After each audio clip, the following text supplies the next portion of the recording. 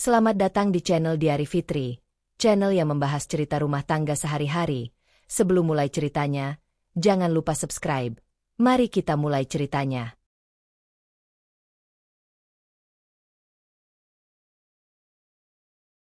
Senyum Rangga masih terbayang di kepala Ariana. Senyum yang terlalu tenang untuk sebuah percakapan yang seharusnya hangat. Kalimat itu kembali terngiang. Kita perlu memulai hidup baru, Ariana. Mungkin dengan menjual aset yang tidak produktif. Aset, bukan rumah. Bukan tempat ayahnya membesarkannya. Bukan ruang tamu tempat ia terakhir kali menggenggam tangan ayahnya sebelum napas itu berhenti. Ariana berdiri di ruang makan rumah warisan itu, menatap dinding yang pernah dicat ulang bersama ayahnya bertahun lalu. Catnya memang mulai kusam, tapi rumah itu tidak pernah terasa usang. Disinilah ia belajar berdiri setelah ibunya meninggal. Disinilah ia berjanji pada ayahnya untuk menjadi perempuan yang tidak bergantung pada siapapun. Kini, ia justru merasa sedang diuji oleh orang yang paling ia percayai. Rangga keluar dari kamar dengan kemeja kerja yang rapi. Wangi parfumnya samar bercampur dengan aroma kopi yang Ariana seduh sejak subuh. Ia berhenti di ambang pintu, memandangi istrinya yang masih memegang cangkir tanpa diminum. "Kamu masih kepikiran omonganku semalam?" tanyanya ringan, seolah yang dibicarakan hanyalah rencana mengganti mobil. Ariana mengangkat wajah. "Aku cuma tidak mengerti kenapa rumah ini disebut aset tidak produktif." Nada suaranya halus, tapi ada getar tipis yang tak bisa ia sembunyikan. Rangga mendekat, menarik kursi dan duduk berhadapan. "Kita bisa pindah ke apartemen dekat kantorku. Lebih praktis. Sisa uangnya bisa kita putar untuk bisnis." Ia tersenyum lagi. Senyum yang sama seperti tadi malam.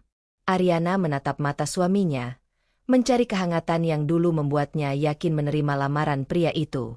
Dulu, Rangga selalu berkata ia mencintai kemandirian Ariana.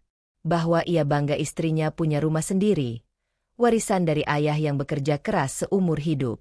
Namun sekarang, nada bicaranya berubah. Lebih rasional, lebih dingin, lebih menghitung. "Rumah ini bukan cuma bangunan," ucap Ariana pelan. "Ini satu-satunya yang ayah tinggalkan untukku." Rangga menghela napas. Kali ini tidak terlalu sabar. "Aku tahu. Tapi kita sudah menikah, Ariana. Semua yang kamu punya juga bagian dari masa depan kita." Kata kita terdengar seperti tekanan, bukan kebersamaan. Ariana terdiam. Ada sesuatu yang berubah dalam cara Rangga menekankan kalimatnya. Ia tidak lagi meminta, melainkan mengarahkan. Seperti keputusan sudah dibuat, hanya tinggal menunggu Ariana menyerah. "Memulai hidup baru tidak harus dengan menjual masa lalu," jawabnya akhirnya. Senyum Rangga memudar sepersekian detik sebelum kembali terpasang. "Kamu terlalu sentimental." Kalimat itu menusuk lebih dalam dari yang ia perkirakan. Sentimental. Seolah kenangan dan harga diri bisa dinilai seperti angka dalam laporan keuangan. Rangga berdiri, merapikan lengan kemejanya. "Pikirkan saja dulu. Aku cuma ingin yang terbaik." Ia berjalan menuju pintu tanpa menoleh lagi.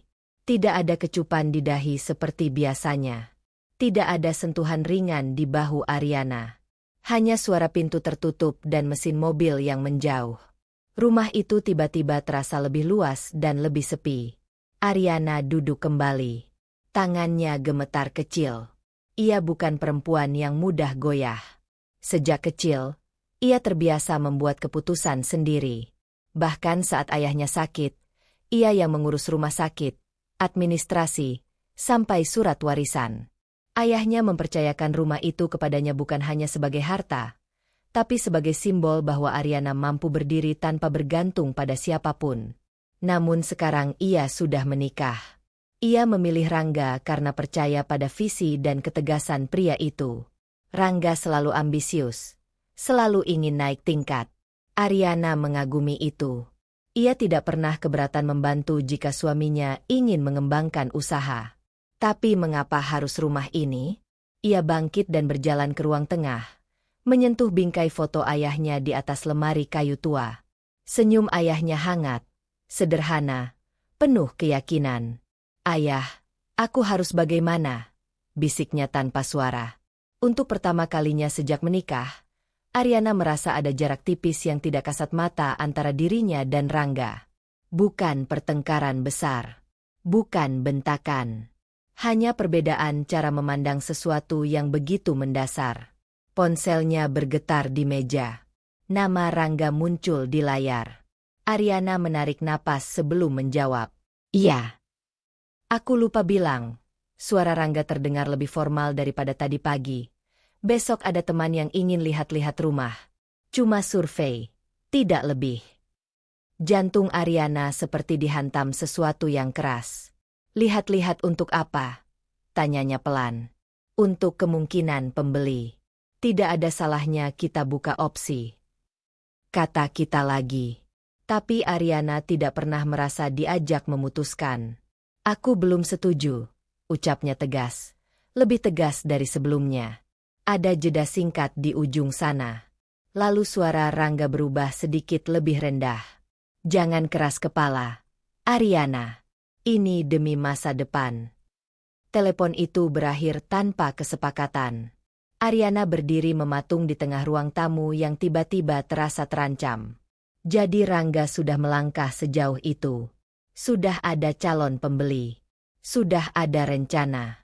Bukan lagi sekadar wacana. Ia memandangi setiap sudut rumah dengan perasaan berbeda. Bukan hanya sayang, tapi waspada.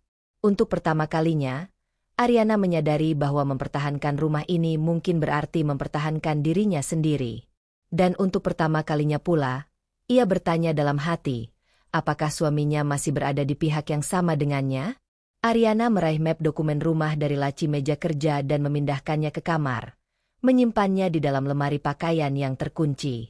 Tindakan kecil, mungkin terlihat berlebihan. Namun baginya, itu adalah keputusan pertama. Keputusan kecil yang berisiko membuka perang dingin dalam rumah tangganya. Kunci lemari itu masih terasa dingin di telapak tangan Aryana ketika ia mengingat kembali keputusan kecilnya semalam. Memindahkan dokumen rumah ke kamar pribadi bukan tindakan besar. Tapi itu seperti garis tak terlihat yang ia tarik di dalam pernikahannya sendiri.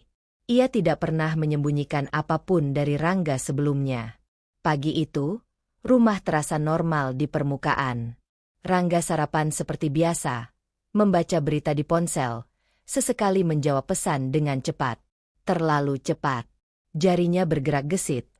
Lalu layar segera dibalik saat Aryana melintas di belakangnya. "Kamu jadi ke kantor lebih siang?" tanya Aryana, berusaha terdengar ringan. "Meeting luar," jawab Rangga singkat tanpa mengangkat wajah. "Klien baru." Aryana mengangguk. Dulu, ia selalu tahu detail pekerjaan suaminya. Nama klien, lokasi pertemuan, bahkan keluhan kecil tentang rekan bisnis. Sekarang jawabannya hanya 2 kata. Ia tidak bertanya lagi. Di kantor, Lina langsung menangkap sesuatu yang berbeda. Lina bukan hanya rekan kerja Aryana di perusahaan konsultan keuangan tempat mereka bekerja, tapi juga satu-satunya orang yang tahu bagaimana Aryana merawat ayahnya hingga akhir hayat. Lina melihat proses Aryana menjadi perempuan yang kuat, dan ia juga yang paling keras menentang ketika Aryana terlalu mudah memaafkan orang. "Kamu kelihatan kurang tidur," kata Lina tanpa basa-basi saat mereka duduk di pantry, masing-masing memegang gelas kopi. Aryana tersenyum tipis. "Cuma banyak pikiran." "Rangga lagi." Lina menatapnya tajam, bukan menghakimi, tapi waspada. Aryana terdiam sepersekian detik terlalu lama. Lina menghela napas. Dia masih soal rumah itu. Aryana menatap permukaan kopi yang bergetar kecil karena tangannya. "Dia cuma ingin kita punya rencana yang lebih besar." "Kita, atau dia?" potong Lina cepat. Pertanyaan itu membuat Aryana mengangkat wajah. "Jangan mulai."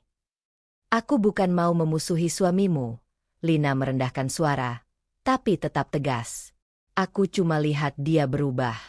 Dulu dia bangga kamu punya rumah sendiri. Sekarang dia seperti tergesa-gesa ingin menjualnya."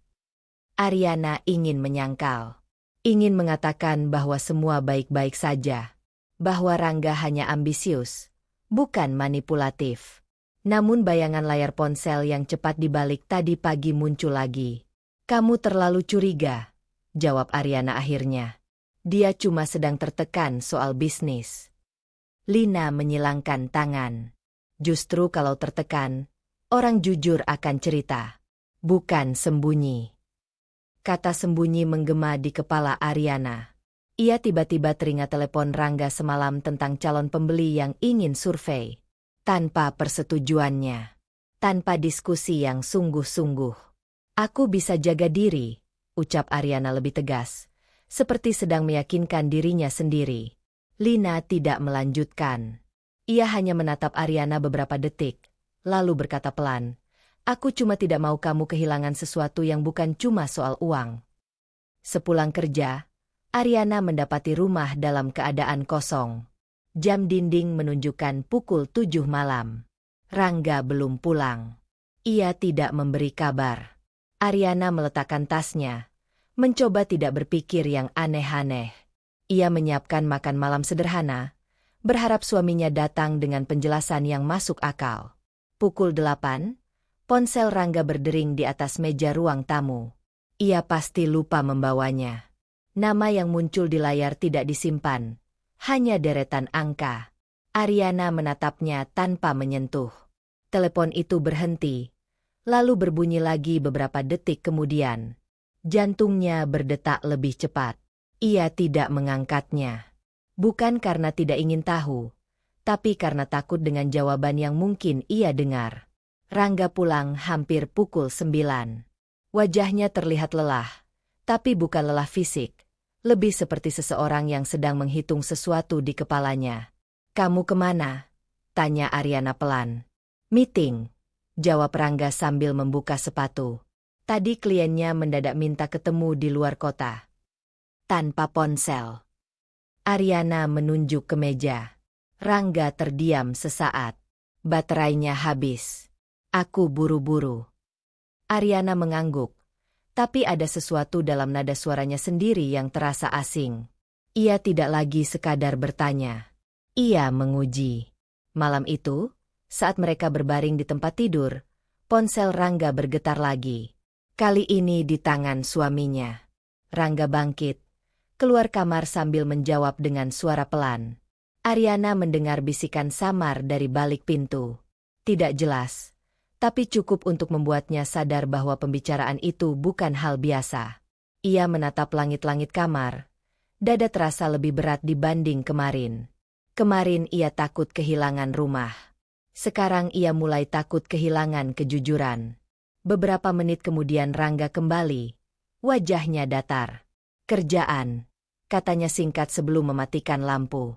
Ariana tidak langsung memejamkan mata. Ia menyadari sesuatu yang lebih mengganggu daripada rencana penjualan rumah. Ia mulai meragukan suaminya. Keraguan itu bukan ledakan. Bukan kemarahan. Hanya retakan kecil yang terus melebar. Dalam gelap, Ariana mengambil keputusan yang bahkan membuatnya sendiri merasa bersalah. Besok, ia akan meminta salinan sertifikat rumah ke notaris tanpa memberitahu Rangga.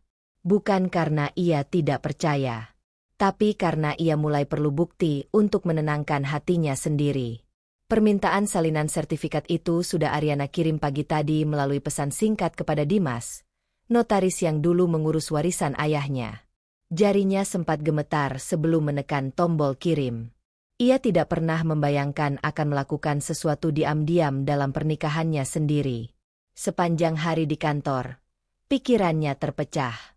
Bukan hanya soal dokumen, tapi tentang keputusan kecil yang mulai terasa seperti pengkhianatan balik. Ia belum menemukan kesalahan Rangga secara nyata. Ia hanya merasakan perubahan. Dan perasaan itu kini menuntunnya pada tindakan. Sore itu, saat ia baru saja membuka pintu rumah, suara lain sudah lebih dulu menyambutnya. Akhirnya pulang juga. Suara itu tegas, sedikit berat, dan tak asing. Ariana membeku sepersekian detik sebelum melangkah masuk sepenuhnya. Di ruang tamu duduk Bu Ratna, ibu Rangga. Perempuan itu mengenakan kebaya rapi dengan tas besar di sampingnya. Wajahnya tersusun tenang, tapi tatapannya selalu membuat Aryana merasa sedang dinilai. Rangga berdiri di dekat jendela, seolah sudah menunggu kedatangannya.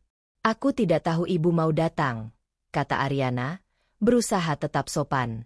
Memang tidak perlu izin dulu untuk datang ke rumah anak sendiri, jawab Bu Ratna ringan, namun ada nada yang menyentil. Rumah anak sendiri. Aryana menahan reaksi. Rumah ini atas namanya. Warisan ayahnya. Tapi ia tahu kalimat itu bukan tentang kepemilikan, melainkan posisi. Rangga mempersilakan Aryana duduk. Tidak ada senyum hangat seperti biasanya saat ibunya berkunjung. Atmosfernya kaku. Ibu tadi bilang kamu belum setuju soal rencana jual rumah, ucap Rangga tanpa pembuka lain. Jadi ini bukan kunjungan biasa. Bu Ratna menyandarkan punggungnya, menatap Aryana dengan sorot yang tak pernah benar-benar ramah sejak awal pernikahan mereka. Aryana, kamu perempuan pintar, kerja bagus, punya penghasilan sendiri. Tapi setelah menikah, prioritas itu berubah. Aryana mengatupkan kedua tangannya di pangkuan. Rumah tangga bukan soal siapa yang paling kuat berdiri sendiri, lanjut Bu Ratna. Istri seharusnya mendukung keputusan suami, apalagi kalau itu demi masa depan. Kalimat itu tidak diucapkan dengan marah. Justru terlalu halus. Seolah nasihat yang penuh perhatian. Namun Aryana merasakan tekanan yang nyata. Aku tidak menolak masa depan, jawab Aryana hati-hati. Aku hanya belum yakin menjual rumah ini adalah keputusan yang tepat.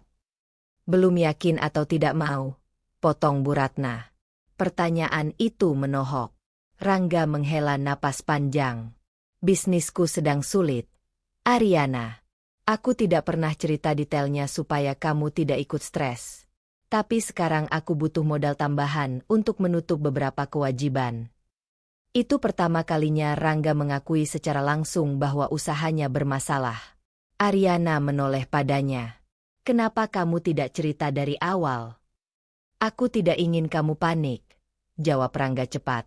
Dan sekarang saat aku cari solusi, kamu justru menghambat. Menghambat. Kata itu seperti cap yang ditempelkan di dahinya. Bu Ratna mengangguk pelan, memperkuat posisi anaknya. Rangga itu laki-laki. Harga dirinya ada di kemampuannya menyediakan. Kalau kamu terus menahan, itu seperti kamu tidak percaya pada suamimu sendiri. Aryana menahan napas. Jadi sekarang ini soal harga diri Rangga?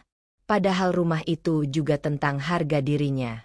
Ia teringat ayahnya yang selalu berkata, jangan pernah serahkan sesuatu yang membuatmu berdiri tegak, kecuali pada orang yang benar-benar menjaganya.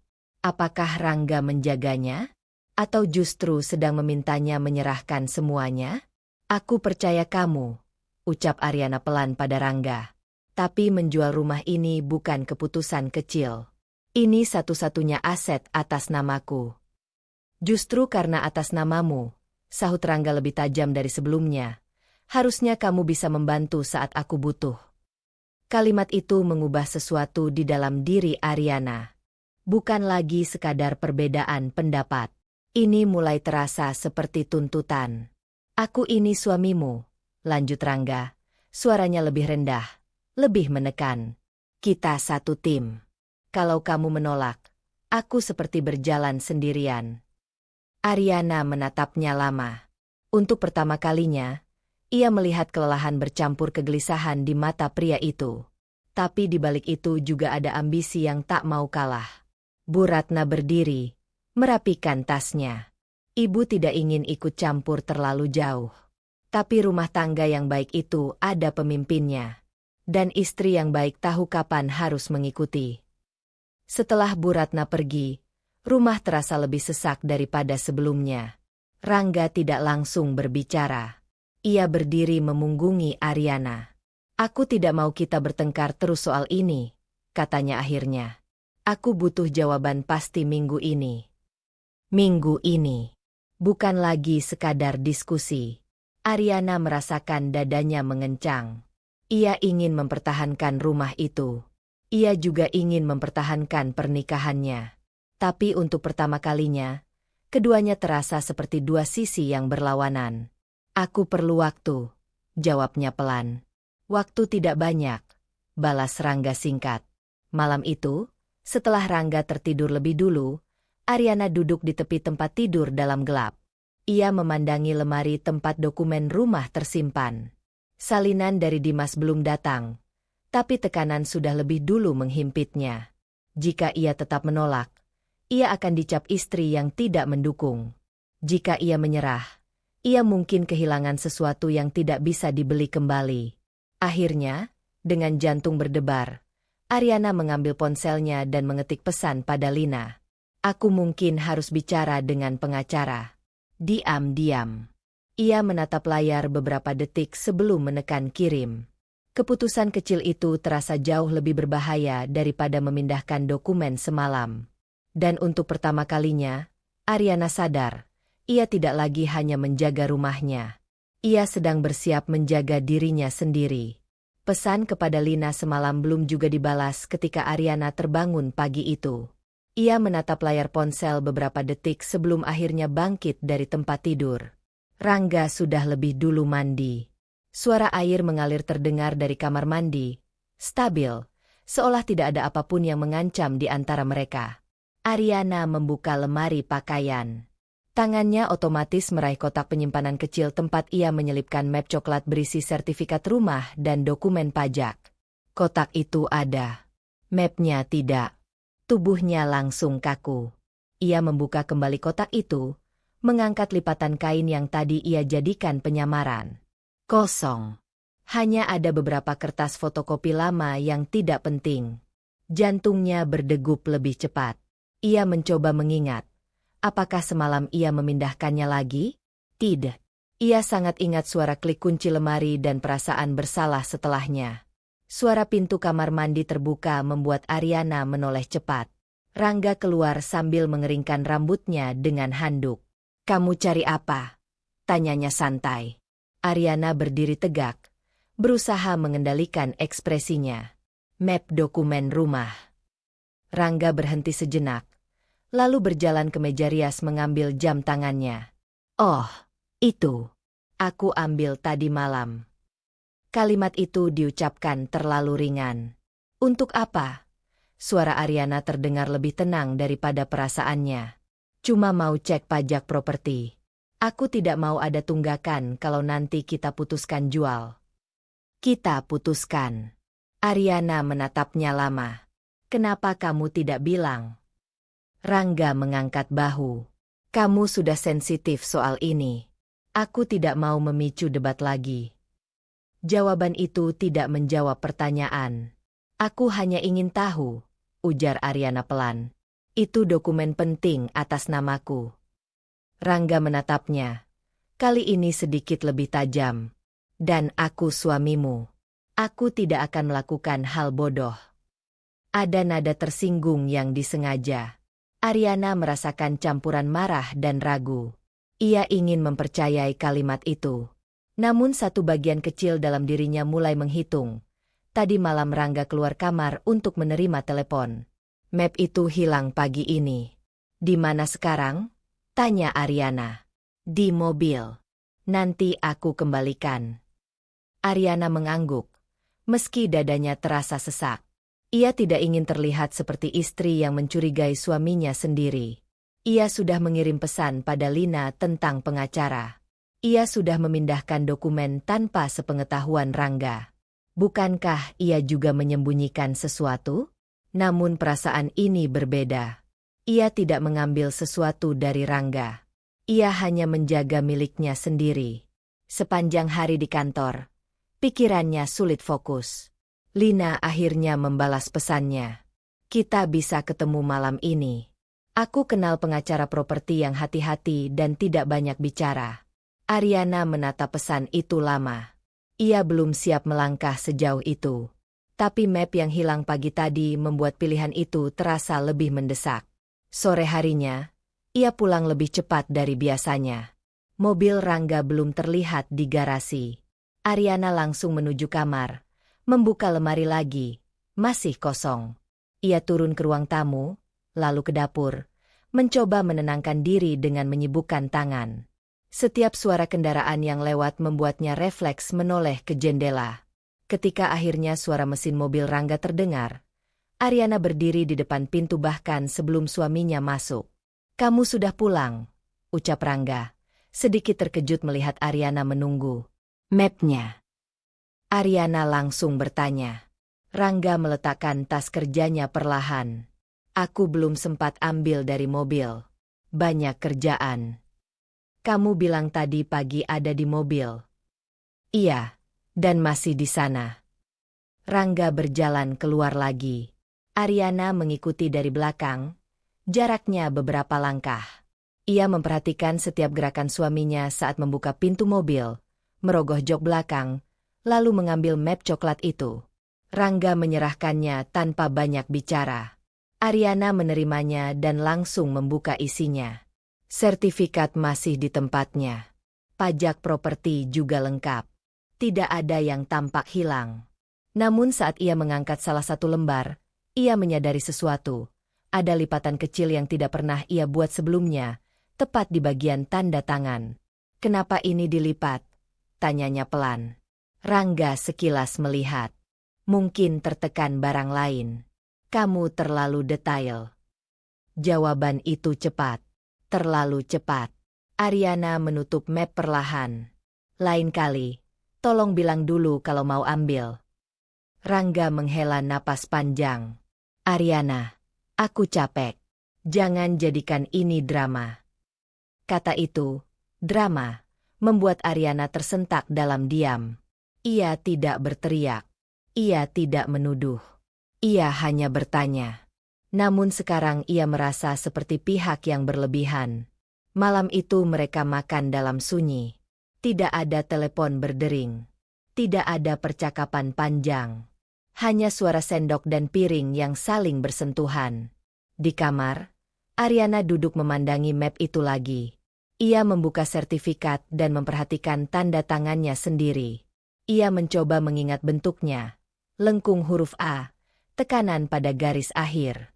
Ia tidak menemukan bukti kesalahan. Tidak ada perubahan nyata.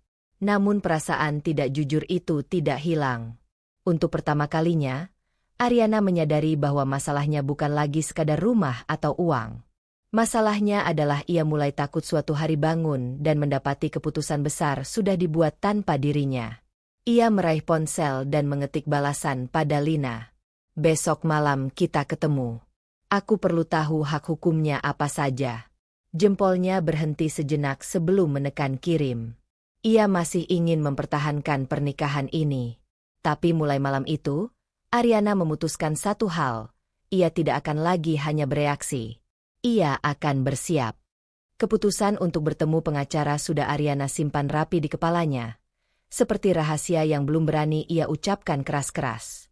Pagi itu ia berangkat kerja dengan perasaan waspada yang lebih tajam dari hari-hari sebelumnya. Map dokumen sudah kembali di tempatnya.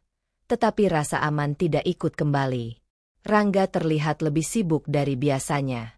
Ia menerima 2 telepon sebelum sarapan selesai, berbicara singkat dan menjauh ke teras setiap kali layar ponselnya menyala. Tidak ada lagi usaha menjelaskan. Tidak ada lagi senyum yang dibuat-buat. Ariana mulai lelah menebak-nebak. Di kantor, ia berusaha fokus pada laporan klien. Lina sempat menghampiri mejanya. "Jadi malam ini kita jadi?" tanya Lina pelan. Ariana mengangguk. "Aku cuma mau tahu posisi hukumnya. Belum tentu aku pakai." Lina menatapnya, seolah ingin memastikan Ariana benar-benar siap dengan jawaban yang mungkin ia dengar nanti. "Kalau ada yang tidak beres, kamu harus tahu duluan." Belum sempat Ariana menjawab, ponselnya bergetar. Nama yang muncul membuat jantungnya berdesir. Dimas. Dimas adalah notaris yang mengurus seluruh proses warisan rumah setelah ayahnya meninggal. Pria itu bukan orang yang sering menghubunginya tanpa alasan jelas.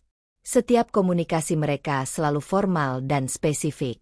Ariana berdiri dan menjauh ke lorong yang lebih sepi sebelum menjawab.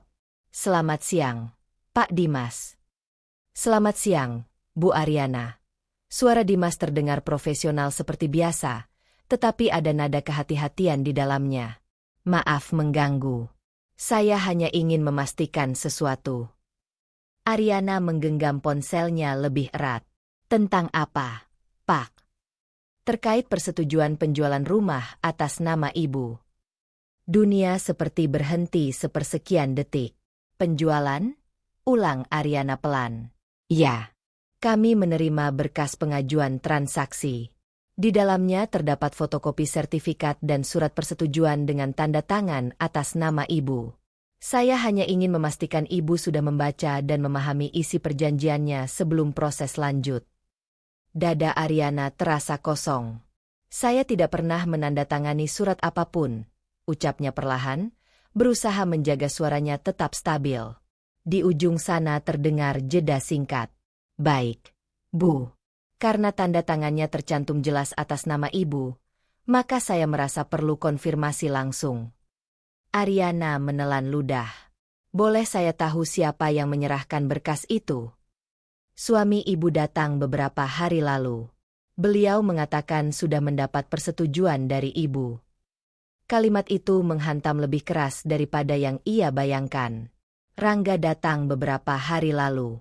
Beberapa hari lalu, saat mereka masih berdebat tentang rencana. Saat ia masih mengatakan belum setuju. Apakah prosesnya sudah berjalan? Tanya Ariana. Belum, Bu. Karena saya memang menahan sebelum ada konfirmasi langsung. Saya ingat rumah ini warisan pribadi dari almarhum ayah Ibu. Secara hukum, persetujuan harus sah. Ariana hampir tidak bisa bernapas. Jika Dimas tidak berhati-hati, mungkin semuanya sudah selesai tanpa ia tahu. Terima kasih sudah menghubungi saya, katanya pelan. Setelah telepon terputus, Ariana berdiri mematung di lorong kantor. Suara orang-orang yang berlalu lalang terdengar jauh, seperti berasal dari ruangan lain. Bukan lagi kecurigaan, bukan lagi perasaan. Ini tindakan nyata. Rangga bukan sekadar menekan atau membujuk. Ia sudah bergerak. Lina muncul di ujung lorong, melihat wajah Ariana yang memucat. Ada apa? Ariana menatap sahabatnya, dan untuk pertama kalinya sejak semua ini dimulai, ia tidak mencoba membela siapapun. Rangga sudah ajukan penjualan, ucapnya lirih. Pakai tanda tangan atas namaku. Mata Lina membesar. Kamu tanda tangan. Ariana menggeleng pelan. Tidak pernah. Keheningan di antara mereka terasa berat. Ini bukan cuma soal beda pendapat lagi, kata Lina tegas. Ini pemalsuan kalau benar begitu. Kata itu membuat Ariana bergidik. Pemalsuan. Ia teringat lipatan aneh di sertifikat kemarin. Terlalu kecil untuk jadi bukti, tapi cukup untuk membentuk gambaran baru di kepalanya. Ariana kembali ke meja kerjanya, tapi ia tidak lagi melihat angka-angka di layar. Ia melihat wajah Rangga saat mengatakan, "Aku suamimu." Ia mendengar Bu Ratna menyebut istri harus mengikuti. Apakah ini yang dimaksud mengikuti? Diam saat haknya diambil? Ponselnya kembali bergetar. Kali ini pesan dari Rangga. Meeting penting sore ini. Jangan tunggu makan malam. Ariana menatap pesan itu lama. Ada keinginan kuat untuk langsung menelepon dan menuntut penjelasan. Namun bagian lain dalam dirinya berkata, jangan beritahu bahwa kamu sudah tahu. Ia membalas singkat. Baik. Sore menjelang malam, Ariana duduk sendirian di mobilnya sebelum pulang. Ia memejamkan mata, membiarkan semua potongan kejadian menyatu. Rangga mengambil dokumen tanpa izin. Rangga datang ke notaris. Rangga membawa surat persetujuan dengan tanda tangan atas namanya. Untuk pertama kalinya, Ariana tidak lagi bertanya apakah ia terlalu curiga. Ia mulai bertanya, sejauh mana Rangga berani melangkah? Ia membuka kontak Dimas dan mengetik pesan baru. Pak, saya ingin melihat salinan surat persetujuan itu besok. Tolong jangan beritahu siapapun bahwa saya menghubungi Anda. Jempolnya berhenti sesaat. Jika Rangga tahu, pertengkaran ini tidak akan lagi sekadar perang dingin. Namun Ariana menekan kirim. Keputusan kecil itu terasa seperti berdiri di tepi jurang. Dan kali ini, ia tahu, yang terancam bukan hanya rumahnya. Kepercayaannya sedang diuji sampai batas terakhir. Salinan surat itu kini tergeletak di atas meja ruang tamu. Ariana sudah membacanya 3 kali sejak pulang dari kantor. Tanda tangan di bagian bawah memang menyerupai miliknya. Lengkungan huruf A yang miring ke kanan, garis akhir yang sedikit menekan. Tapi ia tahu itu bukan tangannya. Ia tahu bagaimana tekanan pena miliknya meninggalkan jejak lebih dalam di huruf pertama. Rangga belum pulang. Rumah terasa seperti saksi bisu yang menunggu ledakan. Ketika suara pintu terbuka akhirnya terdengar, Ariana tidak berdiri menyambut seperti biasanya. Ia tetap duduk, kedua tangan terlipat di pangkuan. Surat itu terbuka di atas meja. Rangga masuk dengan wajah lelah, lalu berhenti ketika melihat ekspresi Ariana. "Ada apa?" tanyanya. Ariana mendorong lembar kertas itu ke arahnya tanpa sepatah kata. Rangga mendekat. Tatapannya jatuh pada surat persetujuan penjualan yang sudah distempel dan ditandatangani. Ia tidak langsung bicara. "Kamu ke notaris?" tanyanya akhirnya. Suaranya rendah. "Pak Dimas menghubungiku," jawab Ariana pelan, namun tegas. "Untuk memastikan tanda tangan yang tidak pernah kubuat." Keheningan membentang di antara mereka.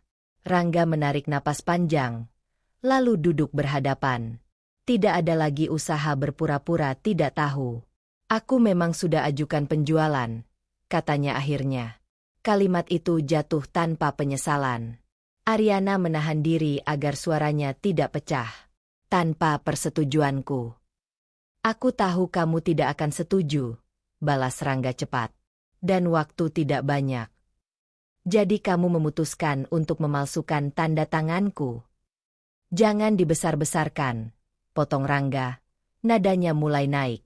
"Aku hanya mempercepat proses yang pada akhirnya akan kamu setujui juga." Ariana menatapnya tak percaya. "Kamu bahkan tidak memberiku kesempatan." Rangga berdiri, berjalan beberapa langkah seolah sulit duduk diam. "Bisnisku di ujung tanduk, Ariana. Aku punya kewajiban yang harus dibayar. Kalau gagal, semuanya hancur. Reputasiku, usahaku, semua. Dan solusinya menghancurkan kepercayaanku." Suara Ariana bergetar, tapi bukan karena lemah, karena marah yang selama ini ia tahan. Rangga menoleh tajam. "Kamu selalu melihat ini sebagai rumah kenangan. Tapi aku melihatnya sebagai modal. Demi masa depan kita." Kata kita terdengar kosong. Ariana berdiri perlahan. Masa depan seperti apa yang dibangun dari kebohongan? Rangga mengusap wajahnya frustrasi. "Kamu terlalu emosional. Ini keputusan bisnis. Kamu tidak paham tekanan yang aku hadapi." Kalimat itu menampar lebih keras daripada pengakuannya. Terlalu emosional. Seolah rasa kehilangan dan rasa dikhianati hanyalah luapan perasaan yang tidak rasional. Ariana menarik napas panjang. "Rumah ini warisan ayahku. Secara hukum atas namaku. Kamu tidak berhak memutuskan tanpa aku." "Aku suamimu," bentak Rangga, untuk pertama kalinya meninggikan suara. "Aku bertanggung jawab atas arah hidup kita." "Bertanggung jawab?" Ariana tertawa lirih. "Pahit. Dengan cara apa? Menyembunyikan dokumen? Memalsukan tanda tangan? Itu tanggung jawab." Rangga terdiam sesaat, tapi tidak mundur. "Aku tidak punya pilihan." "Kamu selalu punya pilihan," jawab Ariana pelan. "Kamu hanya memilih tidak melibatkanku." Keheningan kembali turun. Kali ini lebih berat. Ariana merasakan sesuatu yang pecah di dalam dirinya. Bukan hanya tentang rumah. Ia masih bisa berjuang untuk itu secara hukum. Tapi kepercayaan, hal yang selama ini ia pegang erat, terasa runtuh. Ia teringat bagaimana ia membela Rangga di depan Lina. Bagaimana ia mencoba memahami tekanan bisnisnya di depan Bu Ratna. Semua itu kini terasa seperti kebodohan. "Prosesnya sudah sejauh apa?" tanya Ariana, Suaranya kini lebih tenang, terlalu tenang. Rangga ragu sepersekian detik sebelum menjawab. Pembeli sudah ada. Tinggal tanda tangan final. Pembeli? Ulang Ariana. Ya. Aku sudah sepakat harga. Dunia Ariana kembali bergeser. Jadi ini bukan sekadar rencana. Ini sudah menjadi transaksi yang hampir selesai. Kamu sudah sepakat harga rumahku, katanya perlahan, menekankan kata itu. Rangga menatapnya. Rahangnya mengeras. Rumah kita. Ariana menggeleng pelan. Jangan ubah fakta untuk membenarkan dirimu. Untuk pertama kalinya, air mata menggenang di pelupuk matanya. Bukan karena kehilangan materi, tapi karena menyadari bahwa pria yang ia pilih ternyata mampu melangkah sejauh ini tanpa rasa bersalah. Aku melakukan ini untuk menyelamatkan kita, ulang Rangga, kali ini lebih pelan. Ariana menatapnya lama. Tidak, kamu melakukan ini untuk menyelamatkan dirimu sendiri. Kalimat itu membuat Rangga membisu. Beberapa detik berlalu tanpa suara. Lalu Ariana mengambil surat itu kembali dan melipatnya rapi. Aku tidak akan menandatangani apapun, ucapnya. Rangga menatapnya tajam. Kalau kamu menghalangi, konsekuensinya besar. Lebih besar dari kehilangan kepercayaan, tanya Ariana.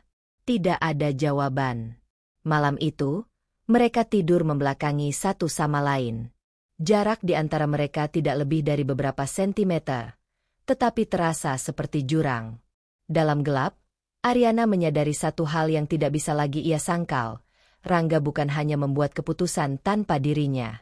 Ia siap melangkah meski harus menginjak haknya. Dan untuk pertama kalinya, Ariana mempertimbangkan kemungkinan yang dulu tidak pernah ia izinkan masuk ke pikirannya. Bagaimana jika pernikahan ini bukan lagi tempat yang aman? Dengan tangan gemetar, ia mengambil ponsel di bawah bantal dan membuka pesan Lina. Besok aku butuh nama pengacaramu. Ia menatap layar sebelum mengirimnya.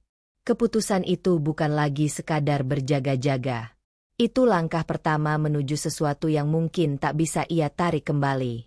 Pesan Lina tentang nama pengacara belum sempat Ariana balas ketika kenyataan datang lebih cepat dari yang ia duga. Pagi itu, Rangga tidak lagi terlihat defensif. Ia justru tampak ringan. Terlalu ringan untuk seseorang yang semalam terlibat pertengkaran serius. Ia bahkan bersiul pelan saat mengenakan jam tangannya. Aku sudah selesaikan semuanya, katanya tanpa diminta. Ariana yang sedang berdiri di dekat meja makan menoleh perlahan. Selesaikan apa? Transaksinya. Rangga menatapnya langsung. Tidak lagi menghindar. Rumah sudah resmi terjual. Uangnya sudah masuk. Kata-kata itu terasa seperti hentakan keras di dada Ariana. Kamu bilang belum tanda tangan final, ucapnya pelan. Aku urus dengan kuasa. Semua sah. Nada Rangga mantap, seolah sedang mempresentasikan keberhasilan bisnis. Dan sebelum kamu tanya, ya, uangnya sudah ditransfer ke rekeningku. Ke rekeningku. Ariana merasa udara di ruangan itu menipis. Kenapa bukan ke rekening bersama? Rangga menghela napas, seakan pertanyaan itu tidak perlu.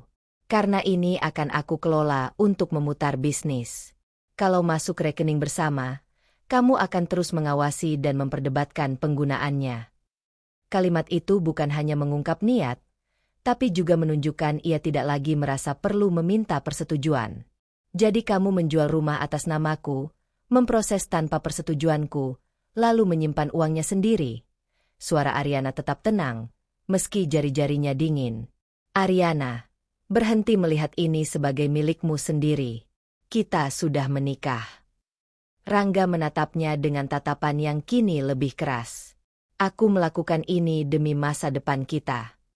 Ariana tidak menjawab lagi. Ia hanya menatap wajah suaminya yang kini terasa asing. Tidak ada lagi upaya menenangkan. Tidak ada lagi permintaan maaf terselubung. Yang ada hanya pembenaran. Setelah Rangga pergi, Ariana duduk sendirian di ruang tamu. Ia memandangi dinding yang beberapa hari lagi mungkin bukan lagi miliknya. Perutnya terasa mual. Ia mengambil ponsel dan menekan satu nama yang jarang ia hubungi, kecuali saat benar-benar butuh pegangan. Pak Hendra. Pak Hendra adalah kakak kandung ayahnya. Sejak kecil, pria itu sering datang membantu ketika ayahnya kesulitan. Setelah ayahnya meninggal, Pak Hendra menjadi satu-satunya keluarga yang menguatkannya saat mengurus surat warisan. Ia tidak pernah mencampuri kehidupan pernikahan Ariana, tapi selalu mengatakan satu hal yang sama. Ayahmu mempercayakan rumah itu padamu, bukan pada siapapun. Telepon tersambung. Ariana?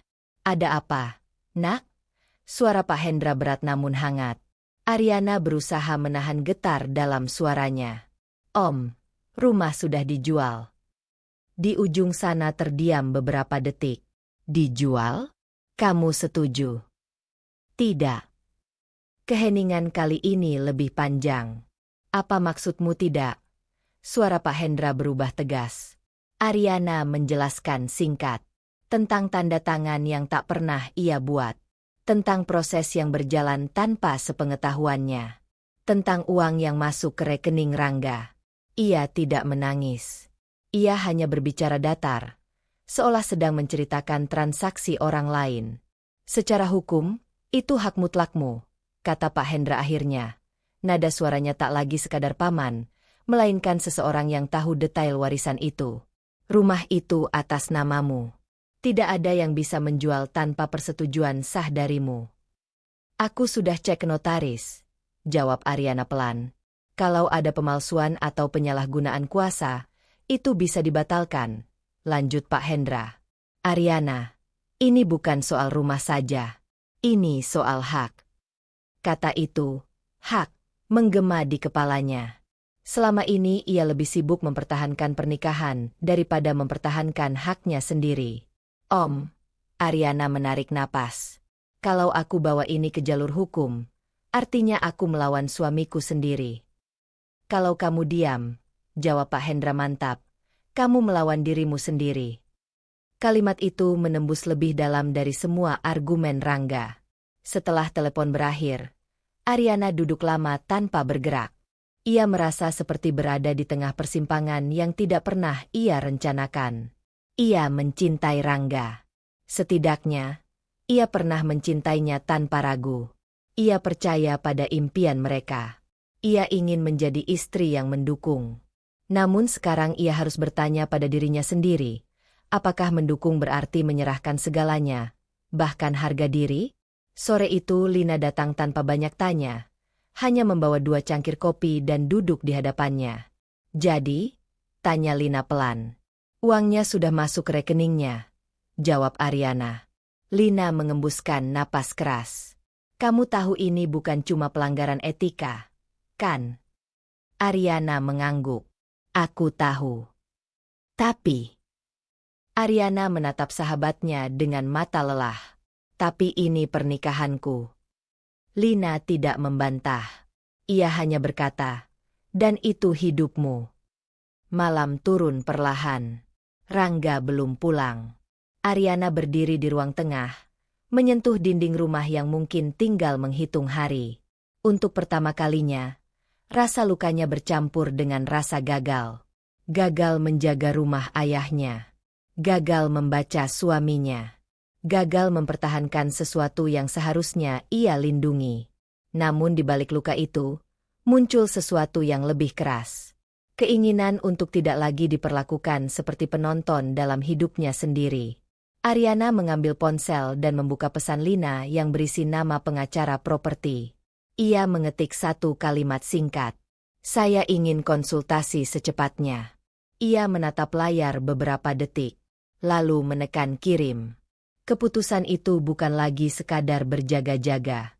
Itu tanda bahwa Ariana mulai bersedia menghadapi konsekuensi, apapun bentuknya. Pesan konfirmasi jadwal konsultasi hukum sudah masuk sejak pagi, tetapi Ariana belum membalasnya lagi.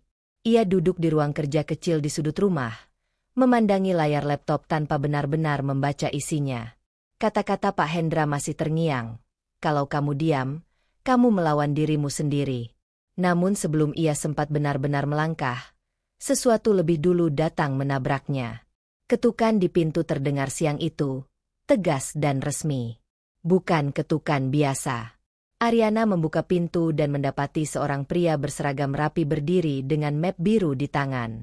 Ekspresinya netral, profesional. "Apakah benar ini kediaman Ibu Ariana?" tanyanya. "Iya. Saya dari pengadilan. Ada dokumen untuk Ibu." Jantung Ariana langsung berdebar. Ia menerima map itu dengan tangan yang terasa kaku. Ketika pria itu pergi, ia berdiri beberapa detik di depan pintu sebelum menutupnya perlahan. Ia membuka map tersebut di meja makan. Gugatan cerai. Nama Rangga tercetak jelas sebagai penggugat. Untuk sesaat, Ariana hanya menatap lembar pertama tanpa benar-benar memahami isinya. Seolah huruf-huruf itu tidak bermakna. Seolah ini hanya kesalahan administratif yang akan segera diluruskan. Namun ini nyata. Rangga bukan hanya menjual rumah tanpa persetujuannya. Ia kini memutuskan pernikahan mereka sebelum Ariana sempat menggugat balik atau membongkar proses jual beli itu secara hukum. Langkah cepat. Terlalu cepat. Ariana duduk perlahan. Dadanya terasa kosong. Bukan ledakan emosi seperti yang ia bayangkan. Tidak ada tangis. Tidak ada teriakan. Hanya sunyi yang berat. Ponselnya bergetar tak lama kemudian. Nama Rangga muncul di layar. Ariana menjawab. "Kamu sudah terima suratnya?" Suara Rangga terdengar datar, tanpa penyesalan. "Sudah. Aku rasa ini yang terbaik," lanjutnya. "Kita sudah tidak sejalan. Kamu tidak pernah benar-benar mendukungku." Kalimat itu terasa seperti tuduhan yang sudah ia siapkan. "Karena aku mempertanyakan caramu," tanya Ariana pelan. "Karena kamu selalu melihatku sebagai ancaman," balas Rangga cepat. "Aku butuh pasangan, bukan pengawas." Ariana hampir tertawa, tapi yang keluar hanya napas panjang. "Kamu mengajukan cerai karena takut aku melawan." "Jangan memutarbalikkan," suara Rangga sedikit meninggi. "Aku hanya tidak ingin hidup dalam konflik terus-menerus. Konflik yang ia ciptakan sendiri." "Baik," jawab Ariana singkat. Di ujung sana terdengar jeda, seolah Rangga menunggu reaksi yang lebih emosional. Marah, memohon, atau setidaknya bertanya kenapa. Namun Ariana tidak memberi apapun. Telepon terputus. Beberapa jam kemudian, Bu Ratna datang tanpa pemberitahuan. Seperti biasa. Wajahnya tegang, langkahnya cepat memasuki rumah yang kini secara hukum sudah bukan lagi milik Ariana sepenuhnya. "Kamu puas sekarang?" ucap Bu Ratna begitu melihatnya. Ariana berdiri tegak. "Puas apa, Bu? Rangga sampai harus mengambil langkah ini karena kamu tidak pernah mendukungnya." Nada suaranya bukan sekadar kecewa, tapi menyalahkan. Laki-laki kalau sudah merasa tidak dihargai, wajar kalau memilih pergi. Ariana menatap ibu mertuanya dengan mata yang kini tidak lagi mudah gentar. "Apakah mendukung berarti diam saat hak saya diambil?" tanyanya. "Kamu terlalu keras kepala," balas Bu Ratna. "Sejak awal kamu terlalu mandiri. Seolah tidak butuh suami." Kalimat itu menusuk, tapi tidak lagi mematahkan. "Mandiri bukan berarti tidak butuh," jawab Ariana tenang. "Saya hanya tidak ingin dikendalikan." Bu Ratna menggeleng, seolah berbicara pada tembok. "Kamu akan menyesal." Setelah Bu Ratna pergi, rumah kembali sunyi. Ariana berjalan ke ruang tengah, memandangi dinding yang beberapa hari lagi akan menjadi milik orang lain. Ia menyadari sesuatu yang baru. Rangga tidak hanya ingin uangnya aman. Ia ingin dirinya lebih dulu disingkirkan agar tidak menjadi penghalang. Gugatan cerai itu bukan sekadar keputusan emosional. Itu strategi. Dan untuk pertama kalinya, Ariana melihat gambaran yang lebih besar. Jika ia melawan sekarang secara terbuka, Rangga mungkin akan semakin agresif. Jika ia menahan diri, ia bisa melihat sejauh mana pria itu melangkah, dan mungkin menemukan celah. Ponselnya kembali bergetar. "Lina, kamu baik-baik saja?" Suara Lina terdengar cemas ketika Ariana mengangkat. Aku dapat gugatan cerai, jawab Ariana tanpa dramatis. Apa? Lina terdiam sejenak. Ini karena kamu mau konsultasi hukum. Mungkin. Ariana menatap berkas di meja. Atau mungkin karena dia takut. Kamu mau lawan sekarang? Ariana memejamkan mata sebentar. Belum. Lina terdengar tidak percaya. Aku ingin lihat dulu sampai di mana dia melangkah, jawab Ariana pelan. Kalau dia yakin dengan pilihannya, aku ingin tahu sepenuhnya. Keputusan itu terasa berisiko. Diam bisa dianggap lemah. Tapi bagi Ariana, diam kali ini bukan menyerah. Ia ingin mengumpulkan bukti. Ingin memahami pola. Ingin memastikan bahwa ketika ia melangkah tanpa ragu. Malam itu, Ariana menyimpan surat gugatan di dalam map yang sama dengan salinan surat penjualan. 2 lembar kertas yang berbeda, tapi saling berkaitan. Ia tidak menangis. Ia hanya berdiri di tengah rumah yang kini terasa asing dan berkata dalam hati, jika ini benar-benar akhir, maka aku akan memastikan aku tidak pergi dengan tangan kosong, baik secara hukum maupun harga diri. Dan untuk pertama kalinya, Ariana tidak lagi berharap Rangga berubah. Ia hanya ingin melihat seberapa jauh ia bersedia menjatuhkan dirinya sendiri. Keputusan untuk diam yang Ariana ambil semalam masih menggantung di dadanya seperti batu yang belum jatuh. Ia tidak menjerit, tidak mengejar, tidak memohon. Namun pagi itu, ketika notifikasi dari pengacaranya masuk dan menyatakan bahwa proses cerai dipercepat atas permintaan Rangga, Ariana merasakan sesuatu yang berbeda dari sekadar sakit. Bukan lagi luka karena dikhianati, melainkan kesadaran bahwa Rangga benar-benar ingin menghapusnya secepat mungkin dari hidupnya. Di meja makan apartemen kecil yang kini ia tempati sementara, berkas-berkas perceraian tergeletak rapi. Nama mereka berdampingan dalam huruf-huruf resmi yang terasa asing. Pernikahan yang dulu ia perjuangkan kini diringkas menjadi beberapa halaman dokumen. Rangga tidak hanya mengajukan cerai. Ia juga telah mencairkan seluruh dana hasil penjualan rumah yang secara hukum adalah milik Ariana, dan memindahkannya ke rekening pribadinya. Tidak ada pembagian, tidak ada pembicaraan, hanya tindakan sepihak, seperti biasa. Ariana menatap layar ponselnya cukup lama sebelum akhirnya meletakkannya terbalik di atas meja. Tangannya dingin, tapi pikirannya justru terasa jernih. Rangga benar-benar pergi. Sidang pertama berlangsung tanpa banyak drama. Rangga datang dengan jas rapi dan wajah yang sulit dibaca. Ia tidak menatap Ariana lama, hanya sekilas, lalu mengalihkan pandangan seolah mereka 2 orang asing yang kebetulan berbagi masa lalu. Ariana tidak lagi mencari penjelasan di matanya.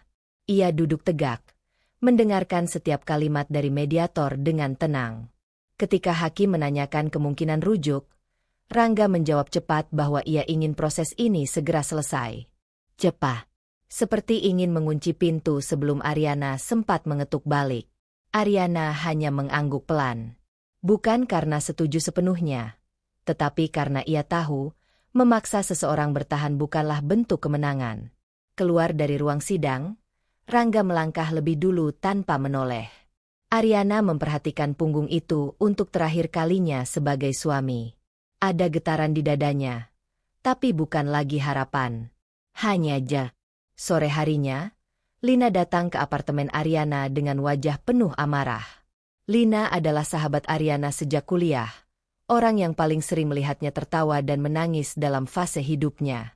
Kamu benar-benar akan membiarkan dia pergi begitu saja? Suara Lina bergetar, antara marah dan kecewa.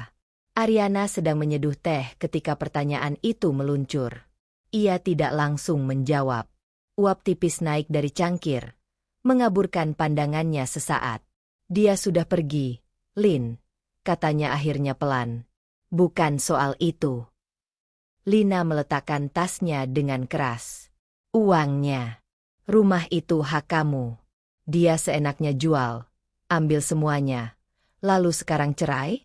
Kamu diam saja. Ariana menatap sahabatnya. Ada kepedihan di sana, tapi juga tekad yang tidak lagi rapuh. Aku tidak diam karena takut, ucapnya perlahan. Aku diam karena aku tidak mau kehilangan harga diriku lagi. Lina terdiam, tapi matanya masih menyala. Selama ini aku terlalu sibuk membuktikan bahwa aku istri yang baik, lanjut Ariana. Mendukungnya, mempercayainya, bahkan ketika ada yang terasa salah. Aku kehilangan banyak hal, Lin. Tapi kalau sekarang aku ikut berteriak, memohon, atau terlihat putus asa, aku kehilangan diriku sendiri. Lina menghela napas panjang. Jadi kamu menyerah? Ariana menggeleng. Tidak, aku memilih tenang. Kalimat itu menggantung di udara. Lina belum sepenuhnya setuju, tapi ia mulai mengerti bahwa ketenangan Ariana bukan kelemahan. Itu bentuk pertahanan terakhir yang ia punya. Malam turun lebih cepat dari biasanya. Setelah Lina pulang, apartemen kembali sunyi. Tidak ada suara televisi, tidak ada derap langkah Rangga, tidak ada percakapan singkat tentang hal-hal sepele. Kesunyian ini tidak lagi menakutkan seperti minggu lalu. Ariana duduk di lantai ruang tamu dengan berkas-berkas hukum di depannya. Ia membuka satu persatu, membaca ulang detail transaksi penjualan rumah, tanggal transfer, nominal yang tertera. Angka-angka itu terasa seperti pengingat bahwa kehilangan ini nyata. Ia menutup map perlahan dan bersandar ke dinding. Untuk pertama kalinya sejak semua ini terjadi, Ariana membiarkan dirinya menangis tanpa suara. Bukan karena berharap Rangga kembali. Bukan pula karena menyesal. Ia menangis karena menyadari bahwa ia gagal menjaga sesuatu yang dulu ia yakini akan bertahan seumur hidup. Namun di sela-sela tangis itu, ada kesadaran lain yang tumbuh pelan. Ia masih berdiri. Rumahnya mungkin hilang. Uangnya mungkin dibawa pergi.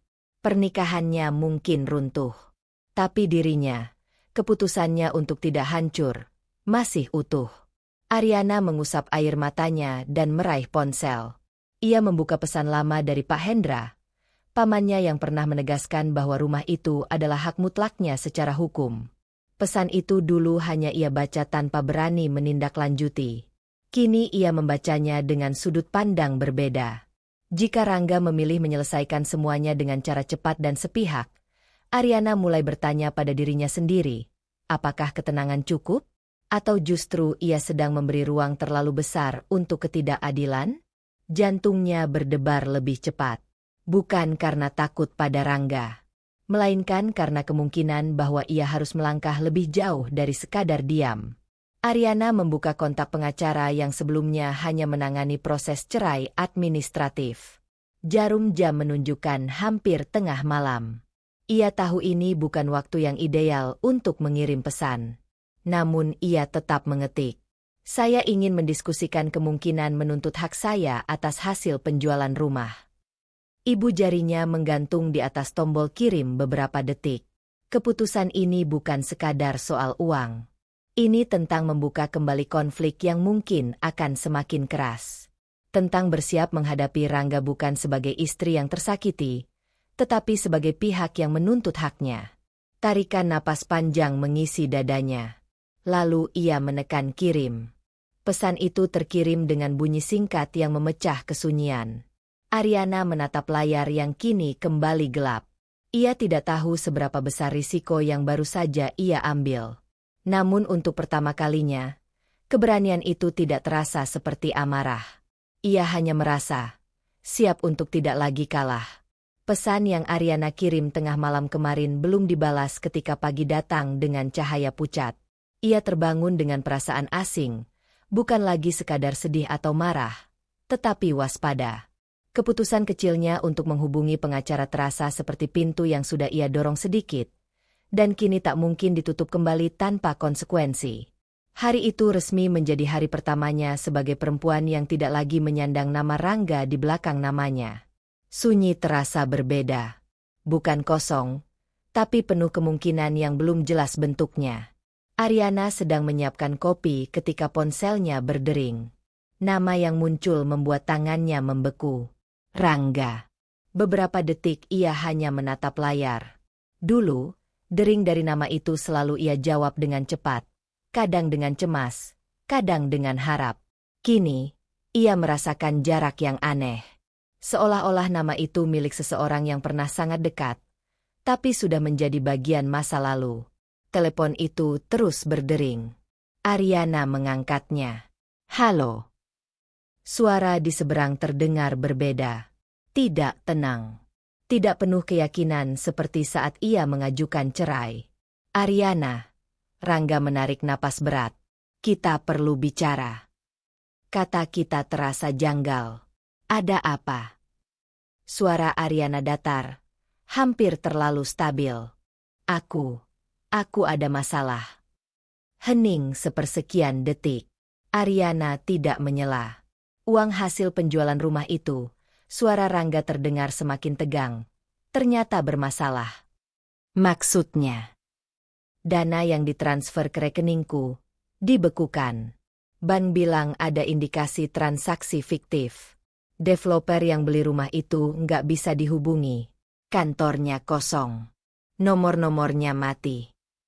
Ariana merasakan sesuatu mencengkeram dadanya. Bukan kepanikan. Ironi.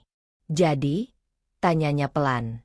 Jadi kemungkinan besar, uang itu nggak bisa digunakan. Bahkan bisa jadi nggak pernah benar-benar ada.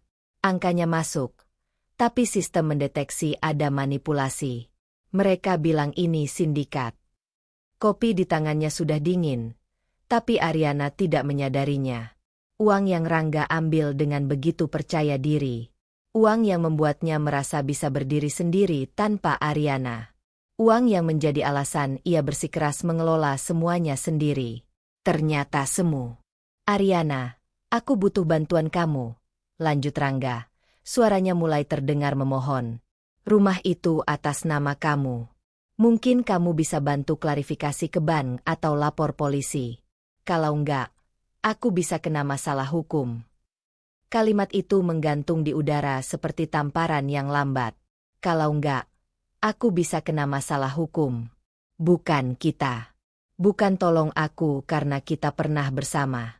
Hanya ketakutan atas konsekuensi yang kini mengarah padanya. Ariana menutup matanya sebentar. Di dalam dirinya, emosi berputar cepat. Marah karena keputusan sepihak Rangga, getir karena keadilan terasa seperti lelucon, dan ironi yang pahit karena orang yang begitu yakin meninggalkannya kini berdiri di tepi jurang. Namun di balik semua itu, ada suara kecil yang bertanya, apakah ini bentuk pembalasan yang ia inginkan? Apa kamu tahu siapa pembelinya sebenarnya? Tanya Ariana akhirnya. Aku dikenalkan lewat rekan bisnis, jawab Rangga cepat. Mereka kelihatan profesional. Semua dokumen lengkap.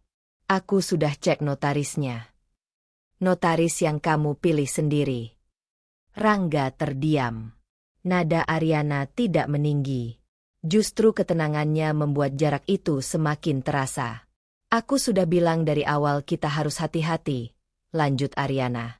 Tapi kamu nggak mau dengar. Aku lakukan ini demi masa depan kita waktu itu.